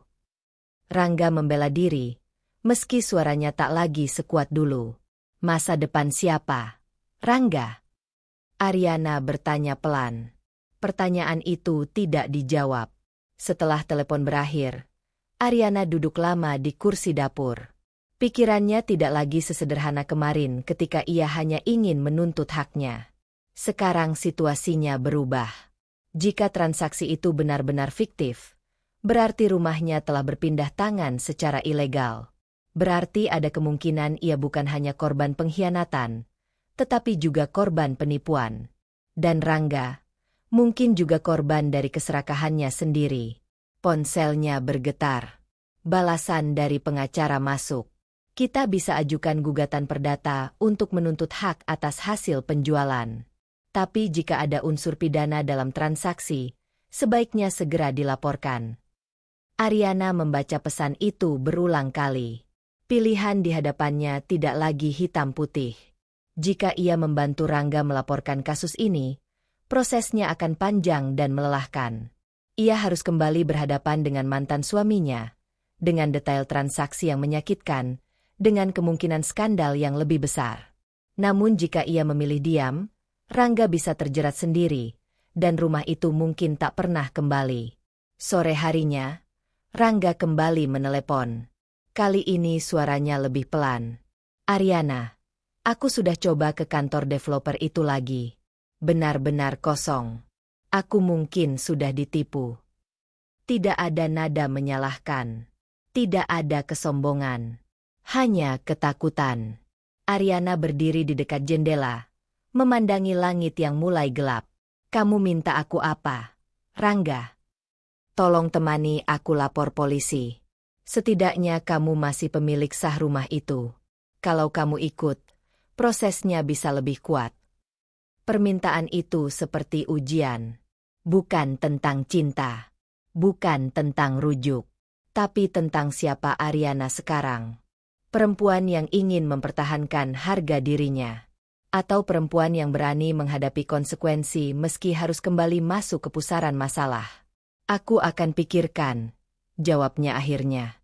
Rangga terdengar ingin mengatakan sesuatu lagi, tapi Aryana sudah menutup telepon. Malam itu ia tidak langsung duduk atau menangis. Ia berdiri cukup lama, membiarkan pikirannya menyusun ulang realitas. Ia marah. Tentu saja. Tapi kemarahan itu kini bercampur dengan kesadaran bahwa hidup tidak sesederhana menang dan kalah. Jika rumah itu benar-benar hilang karena penipuan, ia pun kehilangan. Aryana meraih tasnya dan mengeluarkan map berisi dokumen rumah. Tangannya tidak lagi gemetar seperti dulu. Ia mengambil napas panjang. Besok pagi, ia harus memutuskan, apakah ia akan melaporkan kasus ini bersama Rangga, membuka kembali semua luka demi mendapatkan keadilan, atau membiarkan Rangga menghadapi akibatnya sendiri, dengan risiko rumah itu tak pernah kembali. Ponselnya kembali ia genggam. Nomor pengacara masih terbuka di layar. Jari Aryana bergerak perlahan. Ia mulai mengetik pesan baru. Dan untuk pertama kalinya, keputusan yang akan ia ambil bukan lagi tentang mempertahankan pernikahan, melainkan tentang menentukan batas antara belas kasihan dan keadilan. Pesan yang hampir Aryana kirim semalam masih tersimpan sebagai draft. Ia belum memutuskan akan berdiri di sisi mana, membantu Rangga melapor atau membiarkannya menanggung akibat sendiri. Tidurnya tipis, dipenuhi bayangan rumah yang kini entah berada di tangan siapa. Pagi itu, Rangga datang tanpa pemberitahuan. Ketukan di pintu apartemen terdengar tergesa. Aryana membukanya dengan perasaan waspada. Rangga berdiri di sana dengan wajah lebih pucat dari biasanya. Kemejanya kusut, rambutnya tak serapi saat sidang. Untuk pertama kalinya sejak semua ini dimulai, ia tampak benar-benar tidak memegang kendali. Aku perlu jelaskan semuanya, katanya tanpa basa-basi. Aryana tidak mempersilakan masuk dengan hangat, tetapi ia membuka pintu lebih lebar. Rangga melangkah ke dalam, menatap sekeliling ruang kecil itu seolah baru menyadari kehidupan Aryana kini benar-benar terpisah darinya. Aku nggak sepenuhnya cerita kemarin, ucapnya pelan. Aryana berdiri bersandar di meja makan. Sekarang kamu mau jujur? Rangga menelan ludah. Uang itu memang sempat masuk ke rekeningku. Tapi sebenarnya pembayarannya bukan lewat transfer biasa. Aryana mengernyit. Maksudnya? Sebagian besar dibayarkan tunai. Lewat perantara. Kata itu membuat udara terasa lebih berat. Perantara siapa? Bima, jawab Rangga cepat. Rekan bisnis baruku. Dia yang kenalkan aku ke calon pembeli. Katanya pembeli butuh proses cepat dan gak mau ribet soal atas nama. Dia janjikan pembayaran instan, tanpa cicilan. Nama itu asing bagi Aryana. Sejak kapan kamu punya rekan bisnis baru tanpa pernah cerita? Rangga mengalihkan pandangan. Beberapa bulan terakhir. Beberapa bulan terakhir, artinya saat mereka masih tinggal bersama. Saat Aryana masih mempercayainya sepenuhnya. Jadi kamu jual rumah itu lewat orang yang bahkan aku nggak pernah tahu keberadaannya. Suara Aryana tetap pelan, tapi ketegasannya tak terbantahkan. Rangga mengangguk lemah. Bima terlihat meyakinkan. Dia sering main proyek properti. Aku pikir ini peluang bagus. Peluang bagus untuk siapa? Tanya Aryana. Rangga tak menjawab. Ia akhirnya duduk. Wajahnya tertunduk. Pembayaran tunai itu diserahkan lewat dia. Katanya supaya lebih cepat. Uangnya sempat aku simpan. Lalu sebagian disetor lewat mekanisme yang dia atur. Tapi setelah bank mendeteksi kejanggalan, aku baru sadar ada yang gak beres. Dan sekarang Bima? Tanya Aryana. Hilang, jawab Rangga lirih. Kantornya kosong. Nomornya nggak aktif. Semua alamat yang dia kasih ternyata palsu. Keheningan mengisi ruangan. Aryana merasakan sesuatu berubah dalam dirinya. Bukan lagi sekadar ironi seperti kemarin. Kini ada pemahaman yang dingin dan jelas. Ini bukan kecelakaan semata. Ini hasil dari keputusan yang dilandasi ego dan keinginan untuk membuktikan diri. Kamu tahu kenapa kamu percaya sama dia? Aryana akhirnya berkata. Rangga mengangkat wajahnya. Karena dia menjanjikan kamu apa yang ingin kamu dengar. Cepat, mudah, tanpa melibatkan aku. Rangga tampak tersentak, tapi tak menyangkal. Aku cuma ingin memastikan kita punya masa depan yang lebih baik, katanya pelan, hampir defensif. Kita. Aryana mengulang dengan datar. Atau kamu. Kalimat itu menghantam lebih keras daripada teriakan. Rangga terdiam lama. Untuk pertama kalinya, tidak ada pembenaran keluar dari mulutnya. Setelah Rangga pergi, meninggalkan aroma kecemasan yang tertinggal di ruangan, Aryana duduk sendirian. Kini gambaran peristiwa mulai tersusun rapi di kepalanya. Rangga ingin terlihat mampu. Ingin membuktikan bahwa ia bisa mengambil keputusan besar tanpa campur tangan istrinya. Ingin menjadi pihak yang mengendalikan arah hidup mereka. Dan dalam keinginan itu, ia memilih jalan tercepat. Keserakahan yang dibungkus ambisi. Aryana memejamkan mata. Ia tidak merasa puas melihat Rangga jatuh. Tidak ada rasa kemenangan. Yang ada justru kelelahan. Namun ada satu hal yang semakin jelas. Keputusan Rangga telah menyeret mereka ke masalah hukum yang lebih dalam. Jika uang itu palsu dan pembayaran tunai tidak tercatat resmi, maka status rumahnya kini menggantung. Bisa jadi sertifikatnya sudah berpindah secara ilegal. Bisa jadi namanya tercemar dalam transaksi bermasalah. Ini bukan lagi soal pernikahan yang gagal. Ini soal hak dan keselamatan hukum dirinya sendiri.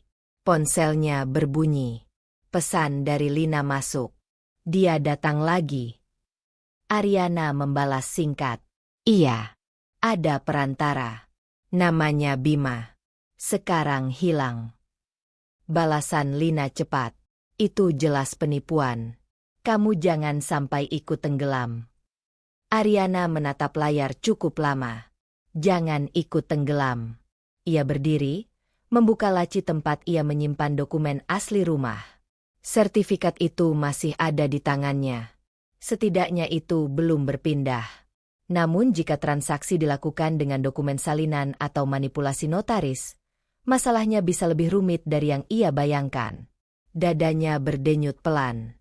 Bukan karena takut pada Rangga, melainkan karena ia sadar, selama ini ia terlalu percaya pada orang yang tidak siap memikul tanggung jawab sebesar itu. Aryana mengambil napas panjang dan akhirnya membuka draft pesan yang tertunda semalam. Kali ini ia tidak ragu. Saya ingin melaporkan dugaan penipuan terkait penjualan rumah. Mohon atur pertemuan secepatnya. Ia menekan kirim. Keputusan itu bukan untuk menyelamatkan Rangga. Bukan pula untuk membalas dendam. Ia melakukannya karena ia tidak mau lagi menjadi korban dari keputusan yang bukan miliknya.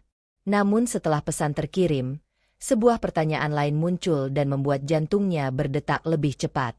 Jika kasus ini dibuka secara resmi, semua detail akan terungkap, termasuk fakta bahwa rumah itu dijual tanpa persetujuannya.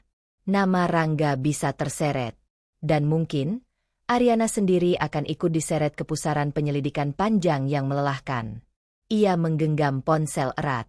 Langkah kecil sudah diambil. Tapi untuk pertama kalinya, Aryana menyadari bahwa menuntut keadilan berarti bersiap menghadapi kebenaran yang mungkin lebih pahit dari pengkhianatan itu sendiri. Pesan kepada pengacara sudah terkirim. Pertemuan dijadwalkan 2 hari lagi. Sejak itu, Ariana merasakan ketenangan yang aneh. Bukan karena masalahnya mengecil, melainkan karena ia akhirnya bergerak. Namun ketenangan itu belum sempat mengakar ketika Rangga kembali menghubunginya. Kali ini bukan lewat telepon. Ia berdiri di depan apartemen Ariana saat senja turun. Wajahnya lelah, sorot matanya kehilangan ketajaman yang dulu selalu membuatnya terlihat percaya diri. Tidak ada jas rapi. Tidak ada sikap tergesa-gesa seperti orang yang merasa benar. "Aku tahu kamu sudah hubungi pengacara," ucapnya pelan setelah Ariana membuka pintu. "Aku mau ikut." Ariana tidak terkejut. Ia sudah menduga Rangga akan mendekat begitu menyadari ia tidak lagi memegang kendali. "Masuk," katanya singkat. Rangga duduk. Tangannya saling menggenggam gelisah. Untuk beberapa detik, tak ada yang berbicara. Suasana tidak lagi seperti dua orang yang pernah berbagi rumah, melainkan dua pihak yang berdiri di sisi berbeda dari kerusakan yang sama. "Aku salah," Rangga akhirnya berkata. Kalimat itu keluar dengan berat, seolah dipaksa melewati dinding egonya sendiri. "Aku terlalu percaya sama Bima. Aku terlalu yakin bisa atur semuanya sendiri." Ariana menatapnya tanpa ekspresi. Ia tidak lagi mencari pengakuan. Ia hanya mengamati. "Aku sudah coba cari dia kemana-mana," lanjut Rangga. "Aku bahkan tanya ke beberapa relasi bisnis. Nggak ada yang benar-benar kenal dia. Seolah dia muncul cuma buat ini." "Karena kamu ingin percaya," jawab Ariana pelan. Rangga menunduk. "Aku butuh kamu, Ariana," katanya kemudian, suaranya melemah. "Kalau kita lapor bersama, posisi kita lebih kuat. Rumah itu atas nama kamu. Kalau kita bersatu, kita bisa hadapi ini bareng." Kata "kita" kembali muncul. Namun kali ini bukan sebagai klaim, melainkan permohonan. Ariana menyilangkan tangan di dada. "Kita sudah resmi berpisah." Rangga terdiam sesaat, lalu menarik napas panjang. "Itu bisa diperbaiki." Kalimat itu membuat udara di ruangan terasa lebih padat. "Apa maksud kamu?" tanya Ariana. Aku pikir kita bisa rujuk. Setidaknya untuk sementara. Supaya kita bisa hadapi masalah ini sebagai suami istri lagi. Kita mulai dari awal. Aku sadar aku salah. Aku nggak mau kehilangan kamu juga." Kata-kata itu terdengar seperti campuran penyesalan dan ketakutan. Ariana memperhatikan dengan saksama, bukan hanya isi kalimatnya, tetapi waktu kemunculannya. Penyesalan itu datang setelah uang hilang, setelah ancaman hukum muncul, setelah fondasi yang Rangga banggakan runtuh. Ariana tidak langsung menjawab. Ia berjalan ke jendela, memandang lampu-lampu kota yang mulai menyala. Ada rasa getir yang tidak lagi menyakitkan, melainkan tajam dan jernih. Ia berbalik perlahan. "Kalau uang itu asli," tanyanya tenang, "kalau semuanya berjalan lancar dan kamu sekarang pegang dana itu sepenuhnya, apakah kamu akan kembali?" Pertanyaan itu meluncur tanpa nada tinggi, tanpa tuduhan, tanpa emosi berlebihan. Namun dampaknya terasa seperti retakan keras di dinding yang selama ini Rangga bangun. Rangga membuka mulutnya, lalu menutupnya kembali. Hening. Tatapan Ariana tidak goyah. Ia tidak menekan, tidak mendesak. Ia hanya menunggu. Beberapa detik yang terasa panjang berlalu. Rangga berusaha menyusun kata, tetapi tidak ada jawaban yang benar. "Aku mungkin tetap akan fokus ke bisnis dulu." Itu bukan jawaban langsung, tapi cukup jelas. Ariana mengangguk kecil. "Jadi rujuk ini karena kamu kehilangan uang?" Suaranya tetap stabil. "Bukan begitu," Rangga cepat membela diri. "Aku cuma sadar sekarang kalau aku butuh kamu.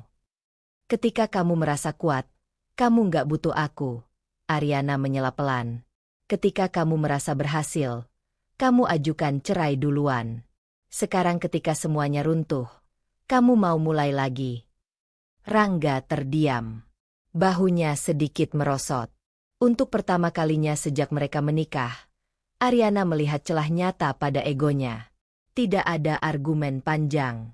Tidak ada pembelaan agresif. Hanya seorang pria yang menyadari konsekuensi dari pilihannya. Aku nggak tahu harus gimana lagi, ucap Rangga lirih. Aku takut. Ariana. Kalimat itu berbeda. Bukan tentang uang. Bukan tentang reputasi. Tentang takut. Ariana merasakan dadanya mengencang, tetapi bukan karena ingin memeluk atau menguatkan. Ia hanya memahami bahwa rasa takut itu adalah hasil dari keputusan yang dulu dibuat dengan penuh keyakinan. Aku akan tetap lapor, kata Ariana akhirnya. Karena ini soal hakku. Rangga mengangguk pelan. Tapi soal rujuk, Ariana berhenti sejenak, merasakan beratnya kata-kata berikutnya. Aku nggak mau jadi tempat kamu kembali hanya ketika kamu jatuh. Kalimat itu tidak diucapkan dengan kemarahan. Justru dengan kejelasan yang dingin. Rangga menunduk dalam. Tangannya mengepal di atas lutut, seolah menahan sesuatu yang selama ini tak pernah ia izinkan runtuh. Aku memang egois, bisiknya hampir tak terdengar. Pengakuan itu bukan dramatis. Tidak pula heroik. Hanya jujur. Dan kejujuran itu membuat Ariana merasakan perubahan kecil dalam dirinya sendiri. Bukan keinginan untuk kembali, tetapi pemahaman bahwa ia tidak lagi berada di posisi yang sama. Ia tidak lagi perempuan yang menunggu dipilih. Ia kini memilih. Rangga berdiri perlahan. Kalau kamu tetap mau lapor, aku akan ikut. Aku nggak akan lari lagi. Ariana mengangguk. Namun ketika pintu tertutup dan langkah Rangga menjauh di lorong, hatinya justru dipenuhi tekanan baru. Bukan tentang cinta, melainkan tentang batas. Ia tahu melaporkan kasus ini berarti mereka akan sering bertemu. Diskusi, pemeriksaan, kemungkinan sidang panjang. Kedekatan situasional yang bisa mengaburkan jarak emosional yang baru saja ia bangun. Ariana mengambil ponsel dan membuka pesan dari pengacara. Ia mengetik tambahan kalimat. Saya akan datang sendiri untuk konsultasi awal. Mohon jangan hubungi mantan suami saya sebelum saya memberi persetujuan. Ia berhenti sejenak, lalu menekan kirim. Keputusan kecil itu terasa berisiko. Karena untuk pertama kalinya, Ariana memilih melangkah tanpa Rangga, meski masalah itu menyeret nama mereka berdua. Pesan terakhir yang Ariana kirim ke pengacara kemarin masih terngiang di benaknya. Ia akan datang sendiri. Bukan sebagai mantan istri yang berdiri di samping Rangga, melainkan sebagai pemilik sah rumah yang haknya dilanggar. Keputusan itu memberinya rasa tegak yang baru. Namun ketenangan itu kembali diuji ketika sore menjelang dan Lina datang ke rumah kontrakan sementara Ariana. Rumah itu sederhana. 2 kamar. Ruang tamu kecil dengan jendela menghadap gang sempit. Tidak ada kenangan di dindingnya. Tidak ada jejak Rangga di sudut-sudutnya. Lina duduk di sofa lusuh sambil memperhatikan Ariana yang sedang merapikan dokumen di meja. Kamu kelihatan capek, kata Lina pelan. Nada suaranya tak lagi marah seperti beberapa hari lalu.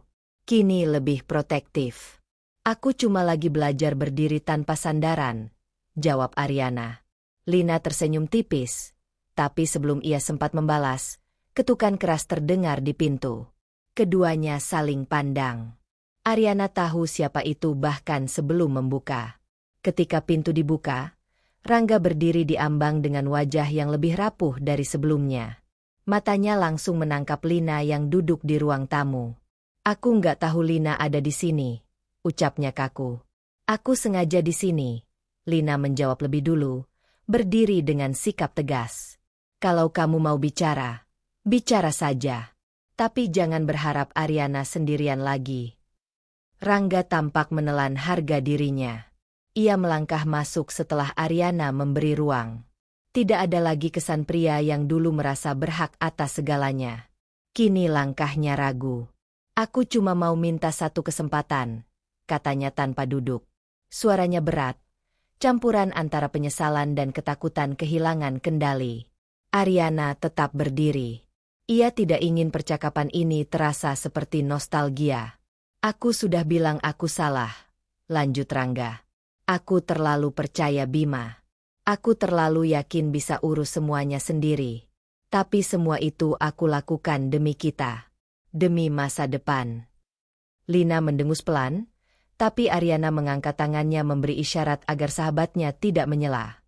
Kamu selalu bilang demi kita, Aryana berkata tenang. Waktu jual rumah tanpa izin, demi kita. Waktu urus uang sendiri, demi kita. Waktu ajukan cerai, juga demi apa? Rangga terdiam. Bahunya menegang. Aku pikir waktu itu kamu gak mendukung aku, jawabnya akhirnya. Nada defensifnya muncul samar. Aku merasa sendirian. Sendirian. Lina tak tahan lagi. Dia yang sendirian waktu kamu ambil keputusan besar tanpa bicara. Aryana menoleh pada Lina, lalu kembali pada Rangga. Ia tidak ingin percakapan ini berubah menjadi ajang saling serang. Ia ingin kejelasan. Rangga, ucapnya pelan, yang paling menyakitkan bukan uangnya. Kalimat itu membuat Rangga mengangkat wajah. Uang bisa dicari lagi. Rumah bisa dibangun lagi.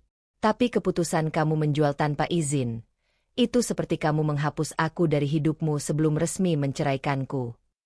Rangga mematung. Kamu tidak hanya menjual rumah, lanjut Aryana. Kamu menjual kepercayaan yang aku beri. Dan kamu menceraikanku sebelum aku sempat memperjuangkan apapun. Ruangan terasa sunyi. Bahkan Lina kini tak lagi berbicara.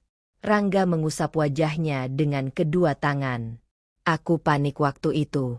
Aku merasa kamu akan menghalangi. Karena aku ingin dilibatkan. Suara Aryana tetap lembut, tapi ketegasannya tak tergoyahkan. Karena aku ingin dihargai sebagai istrimu. Rangga tak mampu menjawab. Bibirnya bergerak. Namun tak ada kata yang keluar. Untuk pertama kalinya, Aryana tidak merasakan dorongan untuk menyelamatkan percakapan. Ia membiarkan keheningan itu bekerja. Aku akui aku egois, Rangga akhirnya berkata lirih. Aku takut dianggap gagal. Aku takut kamu lihat aku nggak mampu. Kamu lebih takut dianggap gagal daripada takut kehilangan aku, jawab Aryana pelan. Kalimat itu jatuh seperti kebenaran yang tak bisa dibantah. Lina menatap Aryana dengan mata berkaca-kaca, bukan karena sedih, tetapi karena melihat sahabatnya akhirnya berbicara tanpa gemetar. Rangga melangkah lebih dekat. Aku nggak mau semuanya berakhir seperti ini. Aku tahu aku salah. Aku siap perbaiki. Kita bisa mulai lagi. Aryana merasakan jantungnya berdetak lebih cepat. Bukan karena tergoda, tetapi karena keputusan yang akan ia ucapkan berikutnya akan menentukan arah hidupnya. Mulai lagi dengan apa? Tanyanya. Dengan fondasi yang sama? Dengan keputusan sepihak? Dengan kata, demi kita, yang sebenarnya demi kamu. Rangga menunduk dalam. Egonya yang dulu berdiri kokoh kini benar-benar retak. Tidak ada lagi pembelaan. Hanya napas berat yang terdengar di antara mereka. Aku cuma minta kesempatan, bisiknya. Aryana menatapnya lama. Ia mengingat hari-hari ketika ia menunggu pengakuan seperti ini. Mengingat bagaimana ia dulu rela meredam perasaan demi menjaga rumah tangga.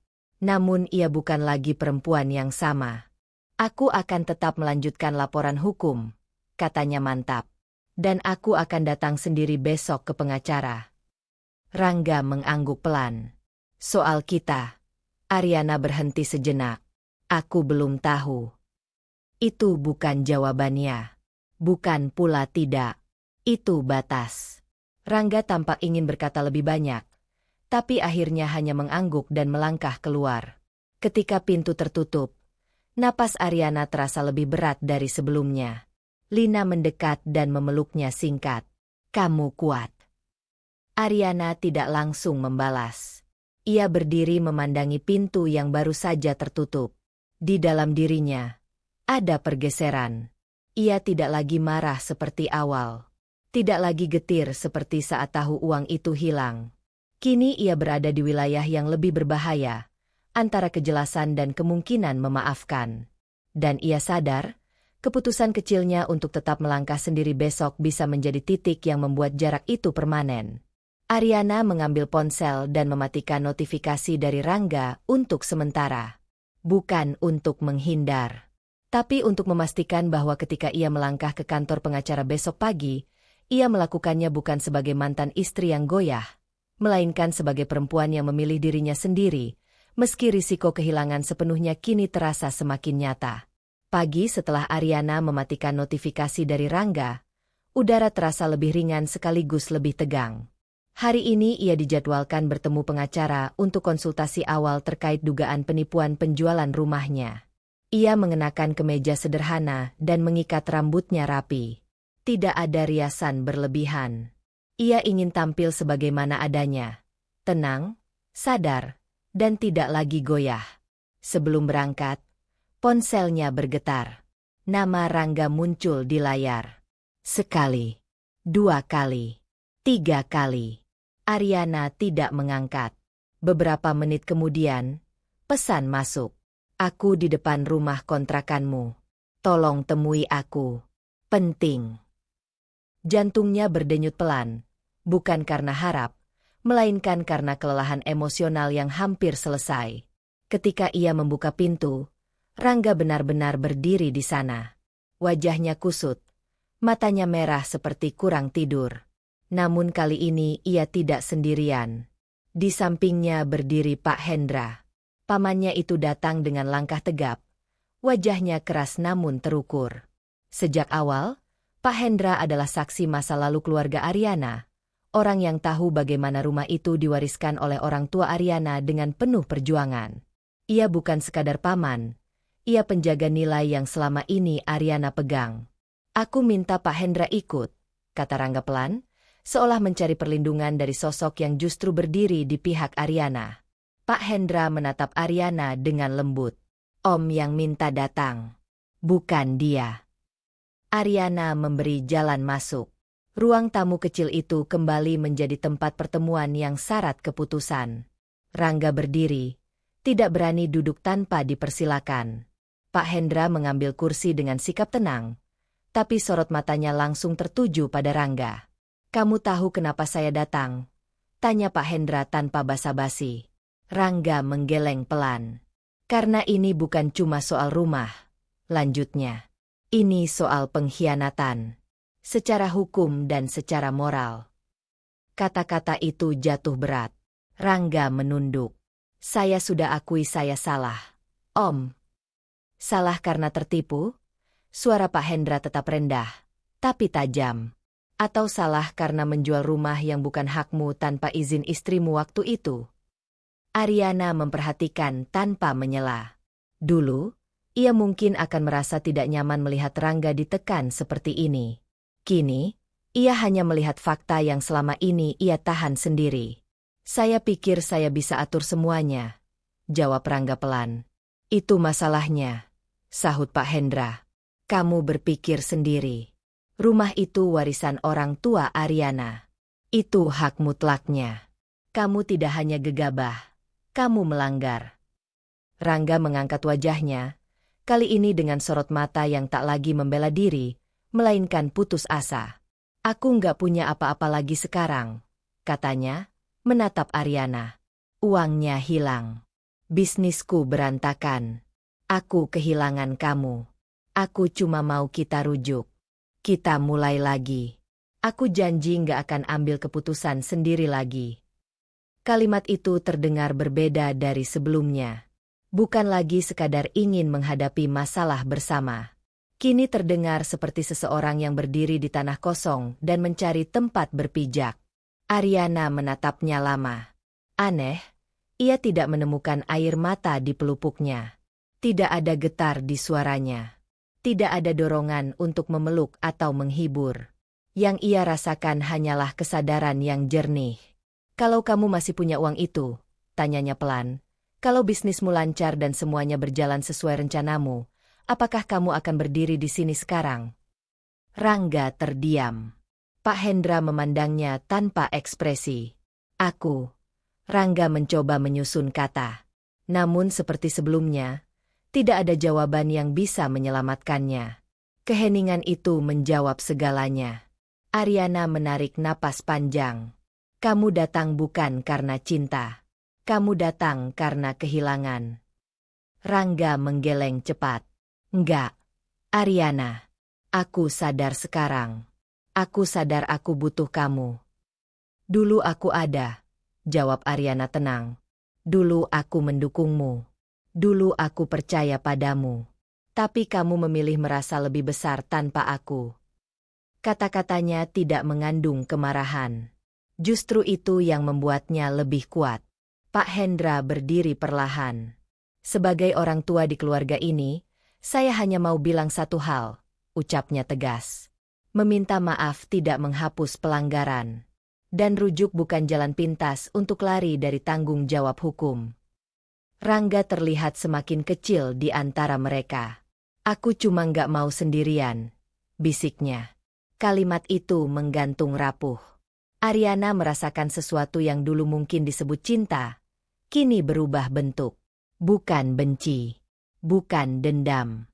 Hanya kesadaran bahwa ia tak lagi ingin menjadi penyangga seseorang yang menolak berdiri sendiri. Ia mengambil ponselnya yang tergeletak di meja. Layar menyala, menampilkan beberapa panggilan tak terjawab dari Rangga sebelumnya. Aku akan tetap lanjutkan proses hukum, katanya mantap. Dan soal kita, sudah selesai. Rangga menatapnya seolah tak percaya. Aryana, tolong.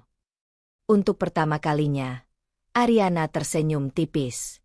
Bukan senyum bahagia. Bukan pula senyum sinis. Ia tertawa lirih, pendek, pelan, seperti menyadari ironi yang terlalu besar untuk ditangisi. Dulu aku memohon agar kamu mendengarkanku, katanya. Sekarang kamu memohon agar aku kembali. Ia menatapnya untuk beberapa detik terakhir. Lalu, di hadapan Rangga dan Pak Hendra, Aryana menekan layar ponselnya dan memblokir nomor Rangga. Bunyi kecil notifikasi terdengar. Sederhana namun final. Ia menutup telepon itu untuk terakhir kali. Rangga berdiri terpaku. Tidak ada lagi kata yang bisa ia pakai sebagai tameng. Pak Hendra menepuk bahu Aryana pelan, bukan sebagai dorongan, tetapi sebagai pengakuan bahwa ia telah memilih dengan sadar. Ketika Rangga akhirnya melangkah pergi, langkahnya tidak lagi tergesa. Lebih seperti seseorang yang akhirnya menyadari berat akibat perbuatannya. Pintu tertutup. Ruangan kembali sunyi. Namun kali ini, sunyi itu tidak menekan. Aryana berdiri memandang jendela, menyadari bahwa ia baru saja menutup satu babak hidupnya dengan tangannya sendiri. Dan meski ia tampak tegar, di dalam dadanya muncul tekanan baru, bukan tentang kehilangan Rangga, tetapi tentang konsekuensi panjang dari laporan hukum yang kini sepenuhnya berada di tangannya. Ia tidak lagi punya tempat untuk kembali. Hanya ada jalan ke depan. Dan untuk pertama kalinya, ia benar-benar sendirian, bukan sebagai korban, tetapi sebagai pengambil keputusan. Pintu yang Aryana tutup kemarin bukan hanya memisahkan dirinya dari Rangga. Pintu itu seperti menandai batas antara masa lalu dan masa depan yang belum ia kenal. Malam setelah memblokir nomor Rangga, Aryana duduk lama di ruang tamu kontrakannya. Tidak ada tangis. Tidak ada penyesalan. Hanya keheningan yang jujur. Ia tahu, keputusan itu final. Namun menyelesaikan hubungan bukan berarti menyelesaikan masalah. Pagi berikutnya, Aryana duduk di ruang kantor pengacaranya, Bu Maya, perempuan parubaya dengan tatapan tegas yang sejak awal memperlakukannya bukan sebagai korban, melainkan sebagai klien yang harus dilindungi haknya.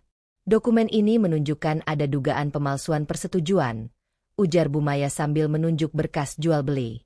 Tanda tangan Anda di sini patut diduga tidak sah. Kita bisa ajukan pembatalan jual beli karena penipuan dan pemalsuan. Aryana menatap lembaran itu.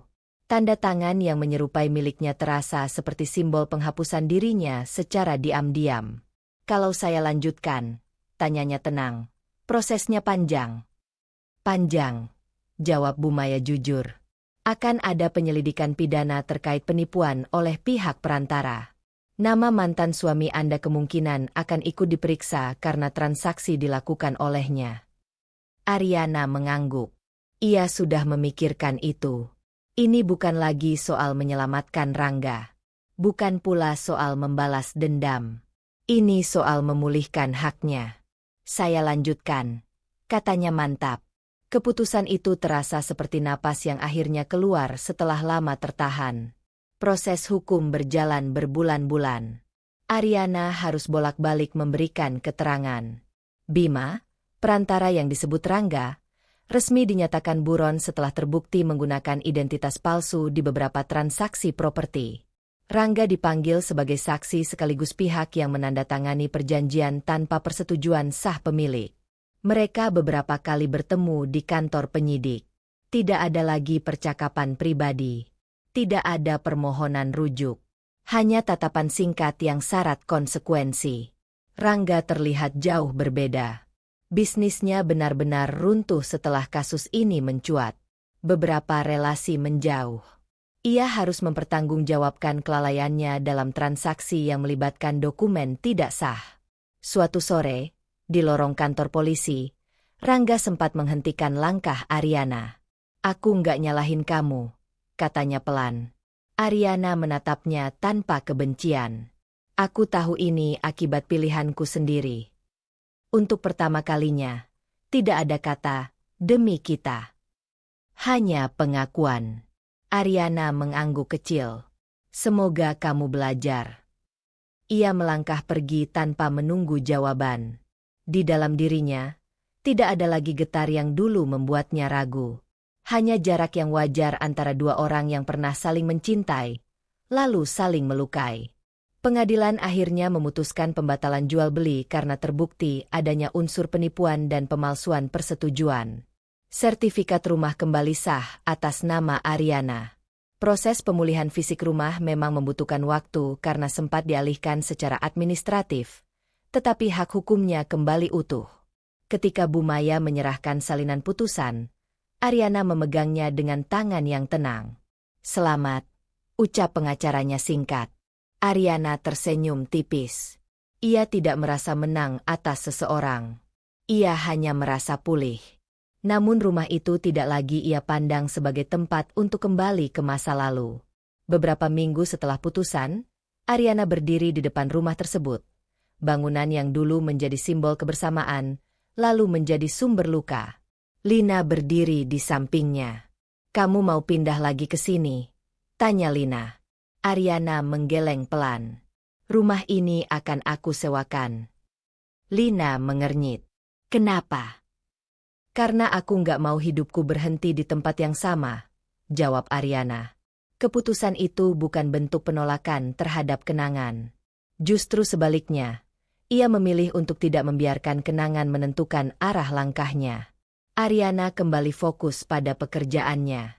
Ia mengambil proyek tambahan, mengikuti pelatihan profesional yang dulu sempat ia tunda demi menyesuaikan diri dengan jadwal Rangga. Ia bekerja bukan untuk membuktikan pada Rangga bahwa ia mampu. Ia bekerja untuk membuktikan pada dirinya sendiri bahwa kehilangan rumah tidak pernah berarti kehilangan nilai diri.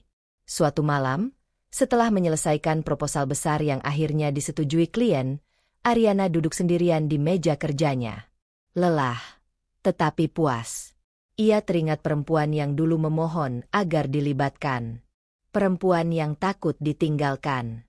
Perempuan yang merasa harga dirinya runtuh bersama tanda tangan sepihak itu. Perempuan itu masih dirinya. Hanya saja kini lebih sadar. Ponselnya bergetar pelan. Nomor tak dikenal muncul. Ariana membiarkannya berdering hingga berhenti. Ia tidak lagi merasa perlu menjawab semua panggilan. Ia memilih mana yang layak masuk ke hidupnya. Beberapa bulan kemudian, Ariana berdiri di depan cermin sebelum berangkat kerja. Wajahnya tampak lebih matang. Tatapannya lebih pasti. Ia tidak memiliki suami. Tidak memiliki rumah yang ia tempati dulu. Tidak memiliki kisah cinta yang utuh. Namun ia memiliki sesuatu yang lebih kuat. Dirinya sendiri. Saat ia melangkah keluar dari kontrakan yang sebentar lagi akan ia tinggalkan untuk pindah ke apartemen baru hasil jerih payahnya sendiri, ia menyadari satu hal sederhana. Cinta bisa salah arah. Kepercayaan bisa dikhianati. Rumah bisa hilang. Tapi harga diri hanya hilang jika ia sendiri yang melepaskannya. Dan kali ini, Ariana memilih untuk tidak pernah melepaskannya lagi. Ia melangkah ke arah hidup barunya dengan tenang. Bukan sebagai perempuan yang ditinggalkan, melainkan sebagai perempuan yang telah memilih untuk berdiri. Karena pada akhirnya, yang benar-benar berharga bukanlah rumah yang bisa direbut, melainkan harga diri yang tak pernah bisa dibeli siapapun. Jika kamu percaya bahwa harga diri lebih penting dari mempertahankan orang yang salah, jangan lupa tekan like dan tulis di kolom komentar kamu berasal dari daerah mana dan apa pelajaran terbesar dari kisah Ariana.